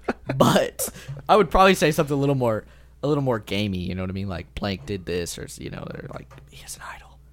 Yeah. Also, you might say something loud enough to get everybody to freak out. Be like, Jim, Or Jim, vagina boob, Bob. That's good. That's good.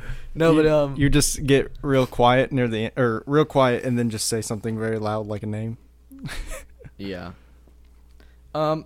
If Jeff doesn't question you too many times during tribal, that's a good sign. Yes. Because when Jeff is like constantly going back to you, this is dangerous. Yeah, and I feel like most people know when something's fishy or they're on the chopping block.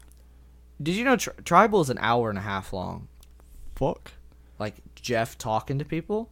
That's insane. If you can't pick up on your doom in Yeah. an hour and a half, you got truly blindsided. Yeah. Truly. Also, always bring your stuff to tribal. Yeah. Do not idiots. be that cuck that is so confident that they're like, dude, Yeah. it happened this season. It was so funny. She's just standing there with nothing. Like, man. Did she have an idol or anything? No, dude. Oh, okay. She So was, she had- she had nothing. Right. She was an idiot too, because her best ally got voted out the night before. I'm like, why are you showing up with nothing? Yeah. Oh, Dumb. man. Cool. When do you organize? Say you're running the game, but you're second in command. Mhm. Okay. When do you start blindsiding? 8 or 7. 8 or 7? More towards 7. Okay. More towards 7. Gotcha. That You- makes more sense. because Because you don't want to do it it's- too early in the merge. It's a game of it's like playing Mario Kart, right? You know, when you press the gas at the right time, you get that boost. Yes. That's what Survivor's all about. Yeah. You wanna just hold gas, and then you just want to go. Yeah. And you need to win challenges because you need to look strong, and you need to, Well, and I mean, people- Cochran won the last challenge. The guy's like nothing, right? People do have memories of goldfish sometimes. They're going to remember what happened more recently than what happened at the beginning. Yeah, I don't think people are talking about making big moves in the tribes. When it comes to the final thing, no one talks about the tribal big moves. Okay, Ozzy's been voted out in the tribe stage, and when it came down to the final, no one went. I voted out Ozzy in the tribe stage. Yeah. They're like, who cares? Like, Yeah. first off, he doesn't pay attention. Okay. Second off, yeah, you were in the tribes. Like, it's not that big a deal. It's the stuff that happens. You're exactly right, Goldfish. It's the stuff that happens in the week leading up to the last tribal that blows it open. Which, by the way, a lot happens in day 32 to 39. A lot. They jam pack a lot of stuff right there. Yeah. Anything else? So if you get an advantage, Yeah, just don't use it. don't use it. Just give it to somebody else. Like I said, just use it to draw someone in. Okay. Just number 3. I know. I said don't use Jack. You're not bringing him in. You're fake bringing him in. Okay. Like, is that a thing where, like, if you know, like, say it's on the sit-out bench, right? Yeah. And do you go out your way to go get it, or you If it just looks leave like it? an idol, I mean, idols have a very characteristic look to them. They look like Well, little usually- sacks with. Usually, an Twine. advantage is like a piece of paper rolled up. isn't Yeah, it? fuck that. I'm not going. Towards So you're it. not going to not. No, going you know towards what? it. I am going towards it because it could be a clue to an idol. Oh, okay. Yeah, it's whatever. If it is an advantage, it is an advantage. I just think you don't use what's written down on the piece of paper as your advantage. You use You use the fact that you idea of have it. one. Exactly. Yeah. Think about bringing in Jack as number 3. Okay, and you go, hey, this is how we're gonna vote tonight. We're voting Tiffany. Okay, because Tiffany's this badass player. Mhm. And then you go, and look, we have an advantage, and I want you to play it. You know what I mean? Most likely they're gonna be like, fuck yeah, I want to play that, because everybody wants to walk up to Jeff and do something. Okay. yeah. Everybody. I'm not a fan. As many times as I don't have to walk up to Jeff, the better. Because when you're walking up to Jeff, You're leaving? You're either leaving. You're either this is during tribal, because Yeah. other times walking up to Jeff is good. You're either leaving, you're playing an advantage to save your ass, / switch the game, or you're playing an idol to save your ass. Right. Those are the 3 reasons you're walking up to Jeff, okay? None of those are good. So I'm handing this dude, and I'm going to hand Jack an advantage. And everybody's going to be like, wow, Jack just played an advantage. Which you gave to him. Exactly. Yeah. And Jack feels badass. Because in a couple seasons, I've seen people throw like advantages or clues or stuff in the fire. Genius. I fucking love those people. The advantages are bad, okay? Yeah. The idol is smart. You remember the Ghost Island? Mm-hmm. You want to talk about just balls to the wall shit thrown at the wall season.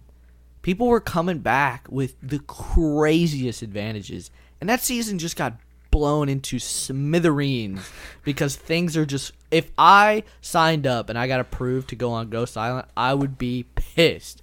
I'd be like, you mean to tell me someone got the Chinese plaque from James in China and he gets to use 2 idols? That's cheating. Yeah. He can literally make it 2 more tribals because he got...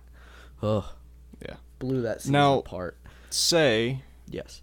you find your original, like, day 1 idol at your camp. Okay? Mm-hmm. And you save it all the way, and say you find 2 or 3 along the whole way. Okay. Do you wait and risk using them? Like, the final 3 tribal vote councils you're allowed to use them at? Not the last one. Why not? You're not allowed. You can only use it at 5. Okay, no, I'm saying up to 5. Up Yep. to the last Yep. available time. You use, like, 3 back-to-back? One I'd use on my boy, no matter if he gets votes Okay, or not. okay. And then one I'd use on myself to get me to 4. And then one I'd take home. So you're saying you would you do that, or would you use them if you think you needed them? If I think I need them, I'm going to use them. Okay. I mean, that's just how it's going to go. I got you. You get what I'm saying, right? Like, And I think I you have could risk it and try to just save it no matter what happens if you're on the chopping block or not. Yeah. I'm a very observant person, and I listen, and so I think I'm going to know when things are stirring. You know what I mean? When things are happening. You know, when you and your boy are the only 2 people sitting in camp and everybody else is gone, and then they all come back at different times, and they're all like, we're cooking rice? What are we doing? I'm looking all over the place, by the way, trying to look inconspicuous. Yeah. Right? It's like, something shifty's happening, right? Mm-hmm. So it's like, I would use it then. Okay. But honestly, if I had 3 idols, I would use one of my boy to save him to look good, one of myself to get me to the final 4, so that I am almost guaranteed a spot, as long as the dude's not a Navy SEAL and knows how to build a fire like a beast. Win the immunity. I mean, that's the hope. And then I take one home, dude, because taking one home is lit. If you go home like Tyson, if you go home with a fucking idol, you're a beast. Yeah. You're You could a show that off in the beast. final thing too. When the judge. Oh, that's what Tyson feel did. like- He said, well, "Look at this. I'm taking this home to my wife." Said I didn't even need it. Mm-hmm. I played this game so well, I didn't even need it. Yep. And look who I brought with me. No one likes him. Yes. I think that's all I got. I think so. That was all the. Let me double check. All the questions I had. And it's obviously you can't always predict a blind side, but there's always warning signs. Oh, there's variables. Like I said, if you play with maniacs, they're just gonna pick you for no reason. Yeah. Like, you've been a good guy, you've shown no like indication to vote them out, and they'll just pick you because they're just like, they'll literally, sometimes this happens. They'll just be sitting on the beach and they go, "What if we bro out John? What threat did John pose to you?" Right. Huh. So, cool. That is how to win Survivor. That So, is how to win Survivor. I have a thing we should do for this. What's that? So, usually we post our episode on Twitter, like if people want to listen to it. Yeah. Like just that one individually.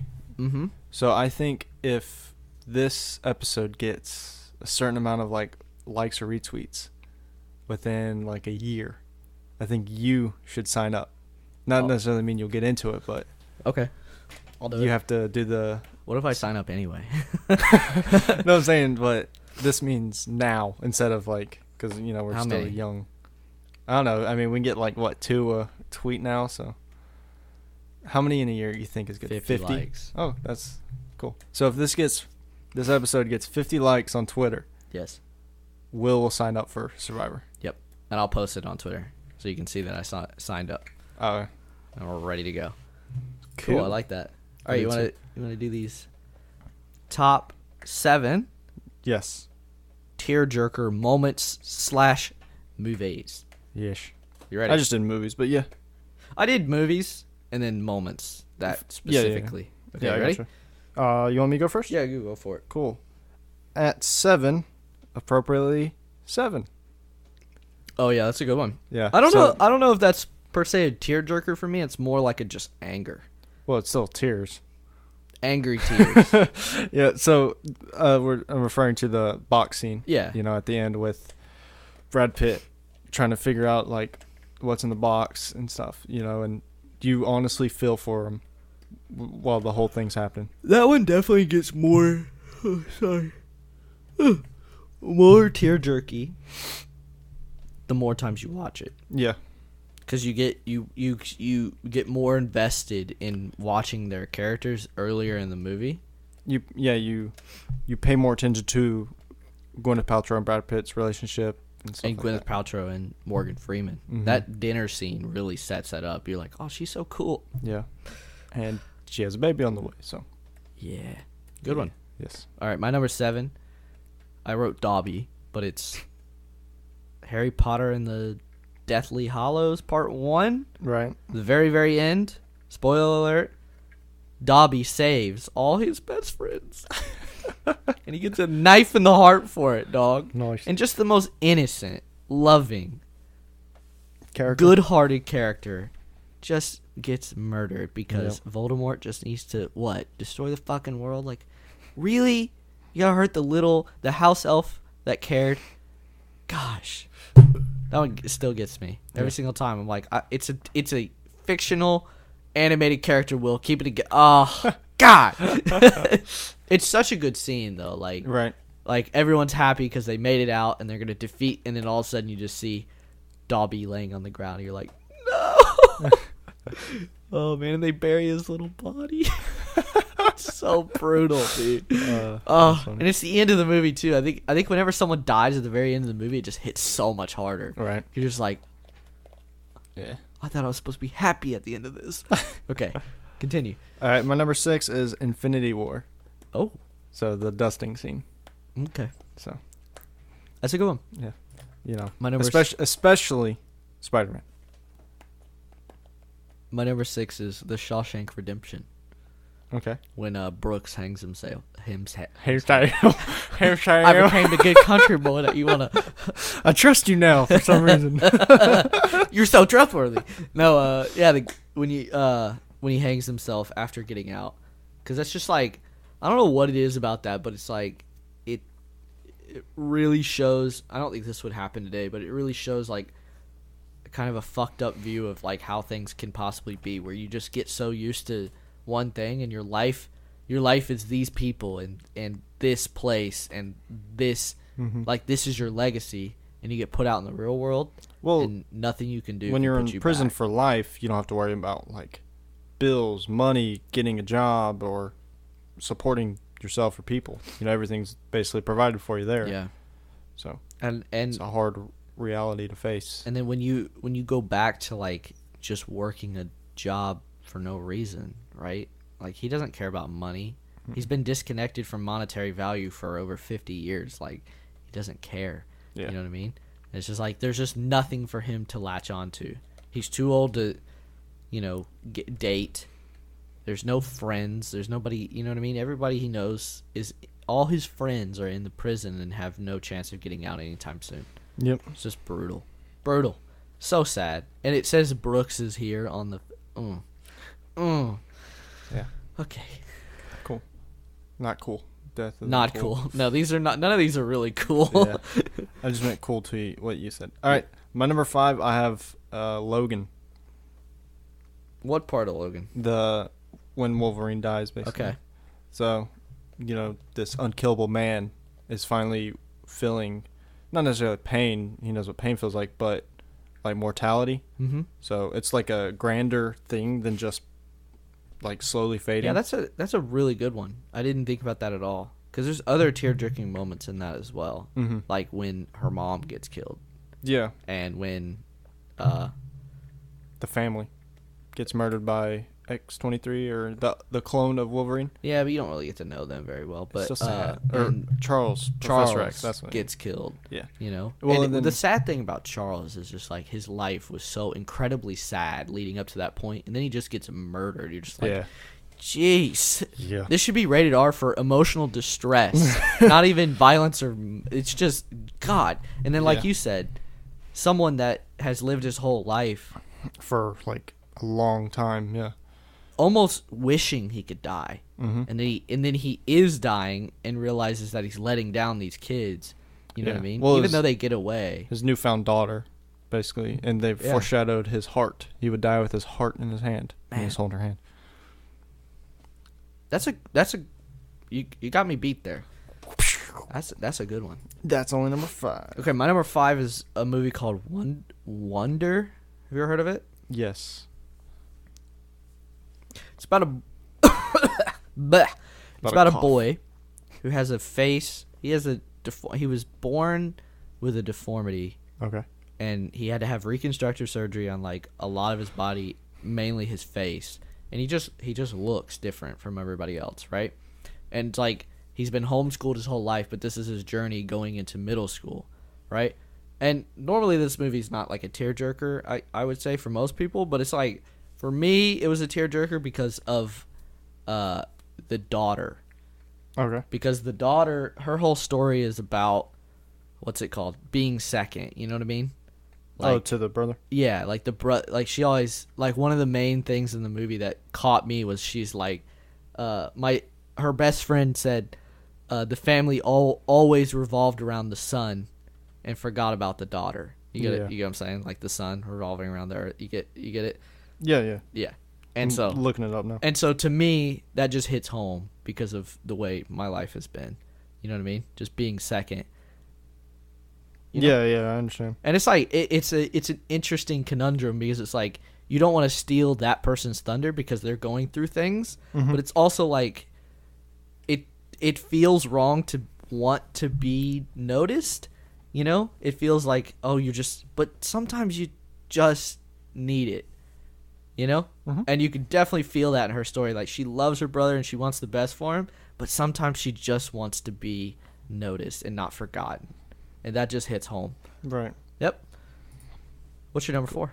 I have The Lion King. Ooh. So, Mufasa's death. Yeah, that's a good one. Yeah. That was like the first childhood. That one, One. no, for me, that one gets worse with age. Well, I'm saying like 'Cause when I was a in my kid- life, that was the first one I True, true, experienced. true. So, True. I think the Iron Giant's the first one that. I don't think I ever really cried in that. True. I didn't put it here, but it's like definitely was like, ouch, death is real. That's sad. But yeah, Well, he didn't die, so. the Lion King thing, I feel like it gets worse with age because the freaking like as a kid you're just like, oh, his dad's dead, but the part where he like puts his paw, Yeah. as an adult that's just like, Dad, get up. dude, Mhm. stop, stop, Yeah. you're killing my heart. Okay, my number 4 is Good Will Hunting. When and this is like a happy tearjerker, like Right. you're Tears of are tears. joy.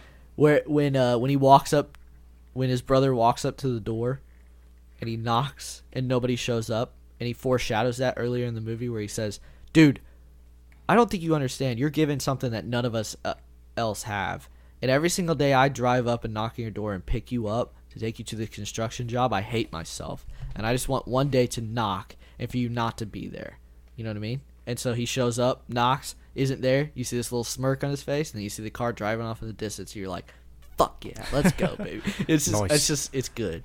Feels good. All right. My number 3 is Creed 2. Oh, really? Yeah. So, I like week by week this movie, like I like it more and more. It's so good. Yeah. So there's actually 2 scenes in this one. Okay. So it's where they're testing to see if the daughter, baby can hear. the baby Oh can hear. man, I forgot. That is rough. Yeah. Because he's a grown ass man and he's just like struggling. He's a to keep world it heavyweight champion, a boxer, you know. And him and I don't. They never showed him got married, but they're engaged and have a kid together. So we'll say married, but they're in separate rooms, but they can see each other. And he's in the room with the tester, and yeah, he knows what's happening. He knows what's happening, and then he just starts bawling out. And then the wife, Tessa Thompson, sees it, and she starts crying too. Bro, that's brutal. And just starts like, you know, loving on the baby, you know. And that's just something that it was a really good scene because it showed like people that are in a relationship and truly love each other, like they can feel that between each other. Yeah. Without having to talk, without having to, you know, well, what I you're mean? humanizing these like larger in life movie people, Exactly. characters. So And it was also, it's not cool, but it's an interesting plot dynamic that the guy that's unbeatable, the guy that can beat anybody, he can't beat a disease, a genetic infliction on his kid. Yeah. It's just something he can't beat. He can't beat this one up. He has to live with it. You know, brutal. Yeah. And then, you know, him trying to be a dad on his own when Yeah. Tess Thompson goes record, you know, and he's like breaking down, just punching the bag and stuff. I love and that the part father when he- moment. I love when he takes the baby, and the baby can sit there and doesn't cry because he can't hear that he's like, you know, rattling chains and punching back. You know what I mean? The baby just like. And then also the very end when Rocky goes to see his son for like the first time in a long time, and also at the same time, Adonis is visiting his dad, you know, his grave. That's such. I'm watching it again. Well, I purchased it. That's and I showed it to Brooke. Can I borrow it? She started crying. No, I have it on. It's digital, not hard copy. Can I borrow it? I'll give you my login. If Where's it at? Voodoo. Can I borrow it? Yeah. No, I'm just kidding. Okay, my number 3 I mean, is it's free subscription. So. my number 3 is higher up than yours. It's the Mr. Stark scene. Oh, the snap. Bro. The snap is bad, right? You're seeing all Yeah. these characters. And I don't know what it is. You look at that movie poster, right? There are so many characters on that movie poster. You can get lost. Mm-hmm. And you spend 20, 30 minutes at Wakanda. Okay? And you're like, okay, this is all going to hell. And then it snaps, and you start to see everybody die. And you're like, oh my god, shit. Then you move back to Titan, and you're like, no, wait a minute. I forgot about these guys. It's been 20 minutes since I've seen these guys, right? So you see all, like Drax hurt. Groot hurt pretty bad. But all of a sudden, you see Peter's pseudo-dad holding him. Yeah. And Peter, because he has spider sense, knows it's coming before it's coming. And dude, just Mr. Stark, oh man, it was just like, it was so human, so personal, and it was just like you could just see on Tony's face, just I've let him down. You know what I mean? Oh man, it just hurt. Yeah, it just hurts. Mm-hmm. And if they can do that, this next movie scares me, dude. I'm genuinely scared. I'm genuinely scared for my tears and my manliness in this movie because they'll collect man cards at the door. Just sitting here thinking about it, I'm like, that's so fucking sad, dude. And I know he's not even dead. That's the craziest thing. Well, just imagine when they get reunited or people are back. Like if, spoiler alert, potentially, I don't know, like Tom Holland or Spider-Man comes back, and he's just so happy to see Tony, but Tony's dead or something. You know what? Oh God, stop! Like if Tony risks his life just to get them back, or if Groot comes back and his rocket's not gone. There. Yeah. Oh, you're fucking hurting me right now, dude. I know, man. You're hurting my soul. Or what if Groot never comes back? What if it's just like he died for the team, came back, and Rocket had to watch his friend die again? Man, Rocket's had a fucking tough life. Yeah. I don't care what that guy said. He can steal eyeballs all day long. I don't care.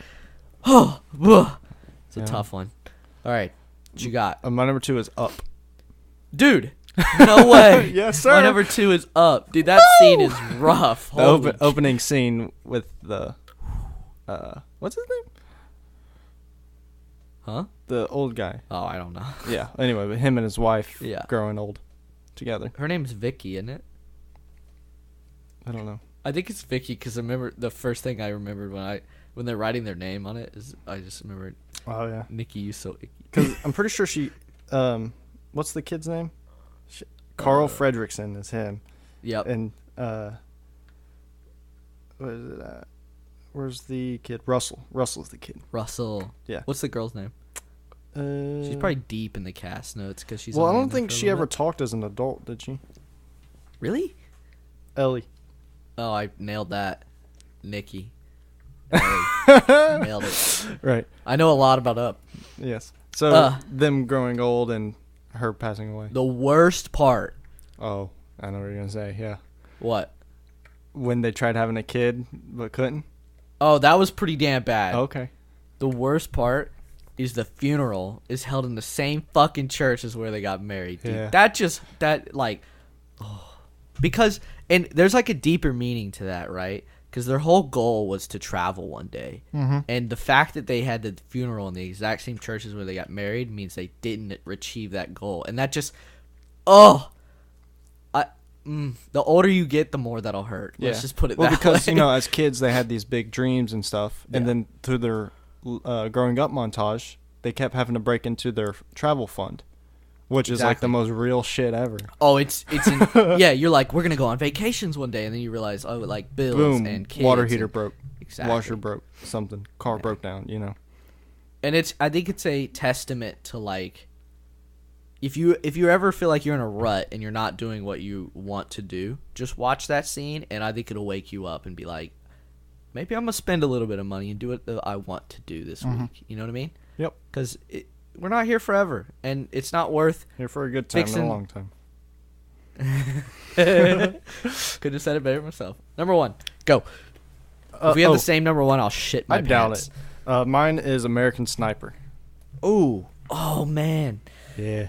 So this is genuinely the only movie that's ever made me cry. Really? Yeah. So like, not necessarily bawling out, but like tears coming out of my eyes. Yeah, just like a teardrop. Because like I can get watery eye. Mr. Stark definitely maybe. I dropped a tear for that. Not in the movie theater, but on the second watch, it definitely was like. Yeah, I gotcha. Yeah. In the movie theater, it was too much of a shock. I was like, what? What just happened? Okay. Yeah. So basically he. Yeah, all the shit he had to go through in the war and all the final thing where it was just him and a few other guys fighting off everybody. The hardship he had to go through up to the final where he finally gets to go home to his his wife and his new child. Yep. And then he goes out and he gets murdered. And he's trying to help those people. Mm-hmm. Like he's literally like his job is to help recovering veterans like shoot. Yeah. You know what I mean? Do what they love to do. Yeah. And shoot for a hobby. Man. And the guy he was trying to help, supposedly, I don't remember if it was him or, like staged or not, but wasn't an actual veteran. What are you saying? No, like someone paid him to kill him. Oh. I'm pretty sure there was a conspiracy that it was a hit job or something. I thought he was just really messed up, like a really messed up guy, and just shot him. I don't know. It could be. I don't remember. But and the fact it's a true story. So. Yeah, and the way they shot it was really good too. Yeah. It made it really tear jerky. And it's Bradley Cooper. Because you just bang, right? Chris Kyle. That's who it is. That's the sniper. Yeah, that's his name. Yeah. Yeah.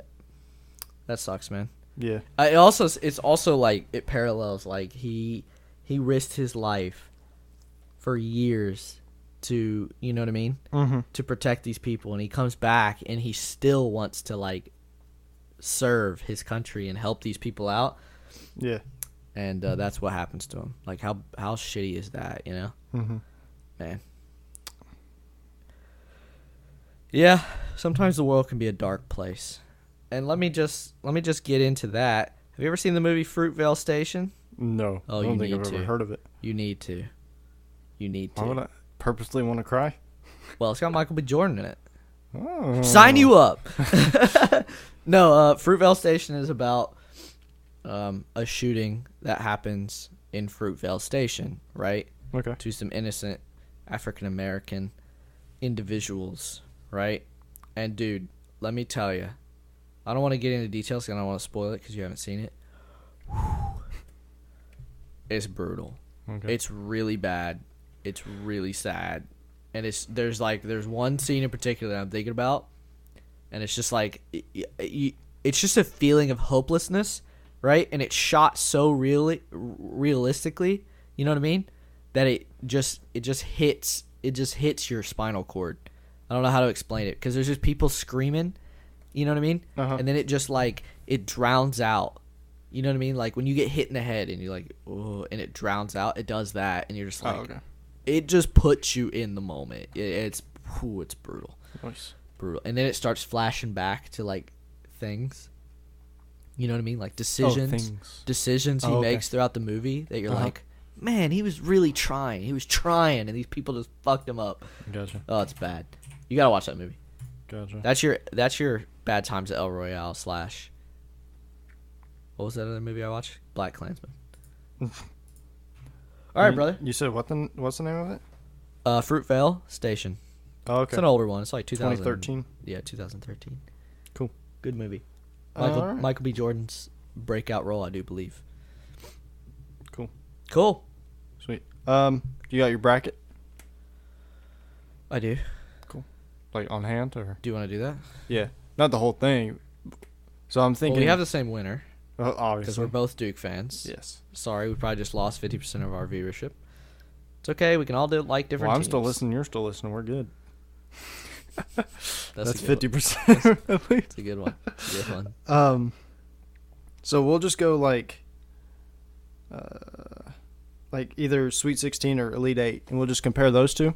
And I say whoever gets the most right has to buy in-game tickets. Whoa. Okay. Yeah? Yep. Where's my brackets? Well, okay. That we might have to work that one out. Well, you would buy them anyway. I would just pay you for... Or not pay me. Yes. Which I did buy your last ticket. Well, I've literally told you to Venmo me. You're like, no, don't worry about it. I did Venmo you. They did. It's all good. I don't care. I am checking right now, sir. I do not want any debts in my name. How do you check this bracket? My bracket. Did you do ESPN? Yeah. Okay, here we go. I got it. So what are we doing? I'm checking. See, I have no notifications. Okay. It's fine. You're welcome. What are we doing? Do you want to go? We'll just compare, but if you're on ESPN, it tracks everything, so it'll tell us at the end. We'll just we'll do Elite 8. Who you got in Elite 8, just to compare? Duke, Okay. LSU, Yeah, okay. Gonzaga, Okay. Michigan. Michigan. Where's Michigan? He's a number 2 seed. Do you have Buffalo? You're nuts if you have Buffalo. No, I do not have Buffalo. Buffalo's good, though. Where's Michigan? Oh, okay. You have Marquette? Huh? You have... Who'd you... You have Michigan State? No, just keep going. Keep doing your thing. Okay. I was trying to figure out who... Because I don't have Michigan. I just have 1-2s all the way down. So I have Gonzaga, Michigan, Virginia, Tennessee, North Carolina, Kentucky. Okay. Which, you know what? In hindsight, I don't think I should have picked Kentucky. They're ass. But it's locked in, so whatever. Then I have Duke, Michigan, Tennessee, North Carolina. Duke, North Carolina. Duke. You have a Duke, North Carolina final? I do. Cool. All right, so I have... North Carolina's not bad. No, they're very good. They're all right, so nasty. I have Duke, LSU as well. Okay. I have Gonzaga, Texas Tech. I like that one. And then Virginia, Tennessee, North Carolina, Kentucky. Yeah, I just don't know about Kentucky. I'm See, I have Michigan losing first round. really second guessing. Oh, I can change it. Hold on a minute. Did you hear me? Come on, Houston. Come on, Houston. Oh no, I have Michigan losing second round. I'm sorry. Really? It's in Nevada, yeah. And then my final four I have Duke, Texas Tech, Tennessee, North Carolina, Duke, North Carolina. Okay. Duke winning. What's your score prediction? What's that? You didn't do a score prediction? It's in case of like a tiebreaker, which I think are like almost near impossible for two people to get the same thing right. 1 second. But I have Duke winning 74-69. How do you do a score prediction? It's amazing podcasting, by the way. The final, when you go to the final championship, it should say you pick your team, and the owner says tiebreaker, pick the final score. Yep. You just type in what you think the final score will be. Oh, 72-68. Okay, I have 74-69 Duke. 69. Nice. Yeah. Do that. So, oh my God! If there is a Duke Carolina final, it's never happened, which I honestly think it needs to. also And if it does happen, I'm gonna have my face in a pillow the whole time because, dude, I cannot fucking tell you how stressed I was Yeah. when Zion put in that put back 2. I literally was like, oh my God, dude! He put the team on his fucking back. Right. All these Carolina fans like, we beat Duke. I'm like, you ain't seen a second half Zion. You've seen a full, healthy Duke. Yeah. Barrett played like ass. Jack didn't drop a single shot. Alex O'Connell played 2 minutes. RJ Yeah. Barrett scored nothing. Cam Reddish had a horrible game. Zion 31 points. Like, get out of here. Well, He's nasty. yeah. And I know the white boy played like a monster. I forget his name. The replacement for the guy that got hurt. I was like, dude, Yeah. you're crazy. All right. Sweet. I think that's the show, my friend. I think so. Oh, See- today. See you guys next week. Hold on. I mean, I have our list for next week, by the way. Okay, bye. But also, news. Did you hear about Mike Trout? He signed his new deal today. Okay. He's like the richest person in sports history now. Okay, he's not worth that. No, he is. I know he's that good, but I mean, he's no Cristiano Ronaldo. He's not going to win you. I mean, He's been in the playoffs once, but exactly. he averages MVP Oh, he's nuts. to like he's nuts. position 2 at least. Yeah. But he's got $430 million guaranteed, or not guaranteed, but In 1 year? no, it's over 12 years. But $430 So he's million. guaranteed 12 years. So he's basically got him for his whole career. Well, he's 26, and you can play forever. Oh, okay. So- 20, but that's 38. Ichiro's in his like 50s, dude. That's because he's Asian and they're nuts. That's true. All right, what's our list? Oh, so it's the Will and Lige. We'll do our separate list. The legacy movies. So movies that will easily be forgotten by the time our kids are, movie watchers and stuff like that. Okay, so it's ones, like Dark Knight, Avengers, all those movies will easily be remembered. But these are movies that we want to live on. You get what I'm saying? Mm-hmm. Okay. That's the top. 5, right? 5? That's fine. That shouldn't be that tough. It's just like decent movies that aren't going to be remembered. Okay. So What are we doing next we week? want our kids to remember and pass on. What are we doing next week? Marvel movies? We've done all those. I thought we had 2 more. We haven't done Black Panther. And Ant-Man and the Wasp. Oh, we can do that, or we can do the other character game. Because you posted that on Twitter, by the way. Oh, that one? Mm-hmm. I just said coming soon. Yeah, we'll do that. Let's do that. Okay. It's coming real soon. Well, because next week. the week after that, we also don't have something scheduled. But if we wanted to, we can go see like Us and review that or something. Us. Because we got next week and the week after that until Shazam. Ah. So we have 2 weeks. What's Us? The Jordan Peele movie. Uh-uh. Okay, good. I didn't want to see it either. Not a horror. I'm I scared. bet it's going to be a good movie and have interesting Scary. Get Out was fine. It wasn't that scary, but that movie looks fucking nuts. Yeah. I'm not a jump scare kind of guy. It looks like I'm it's not a big just horror guy stocked either. full. Yeah. Get Out was good, though. Have you seen Get Out yet? No. Oh, okay. You got Fruitvale Station, Get Out. Okay.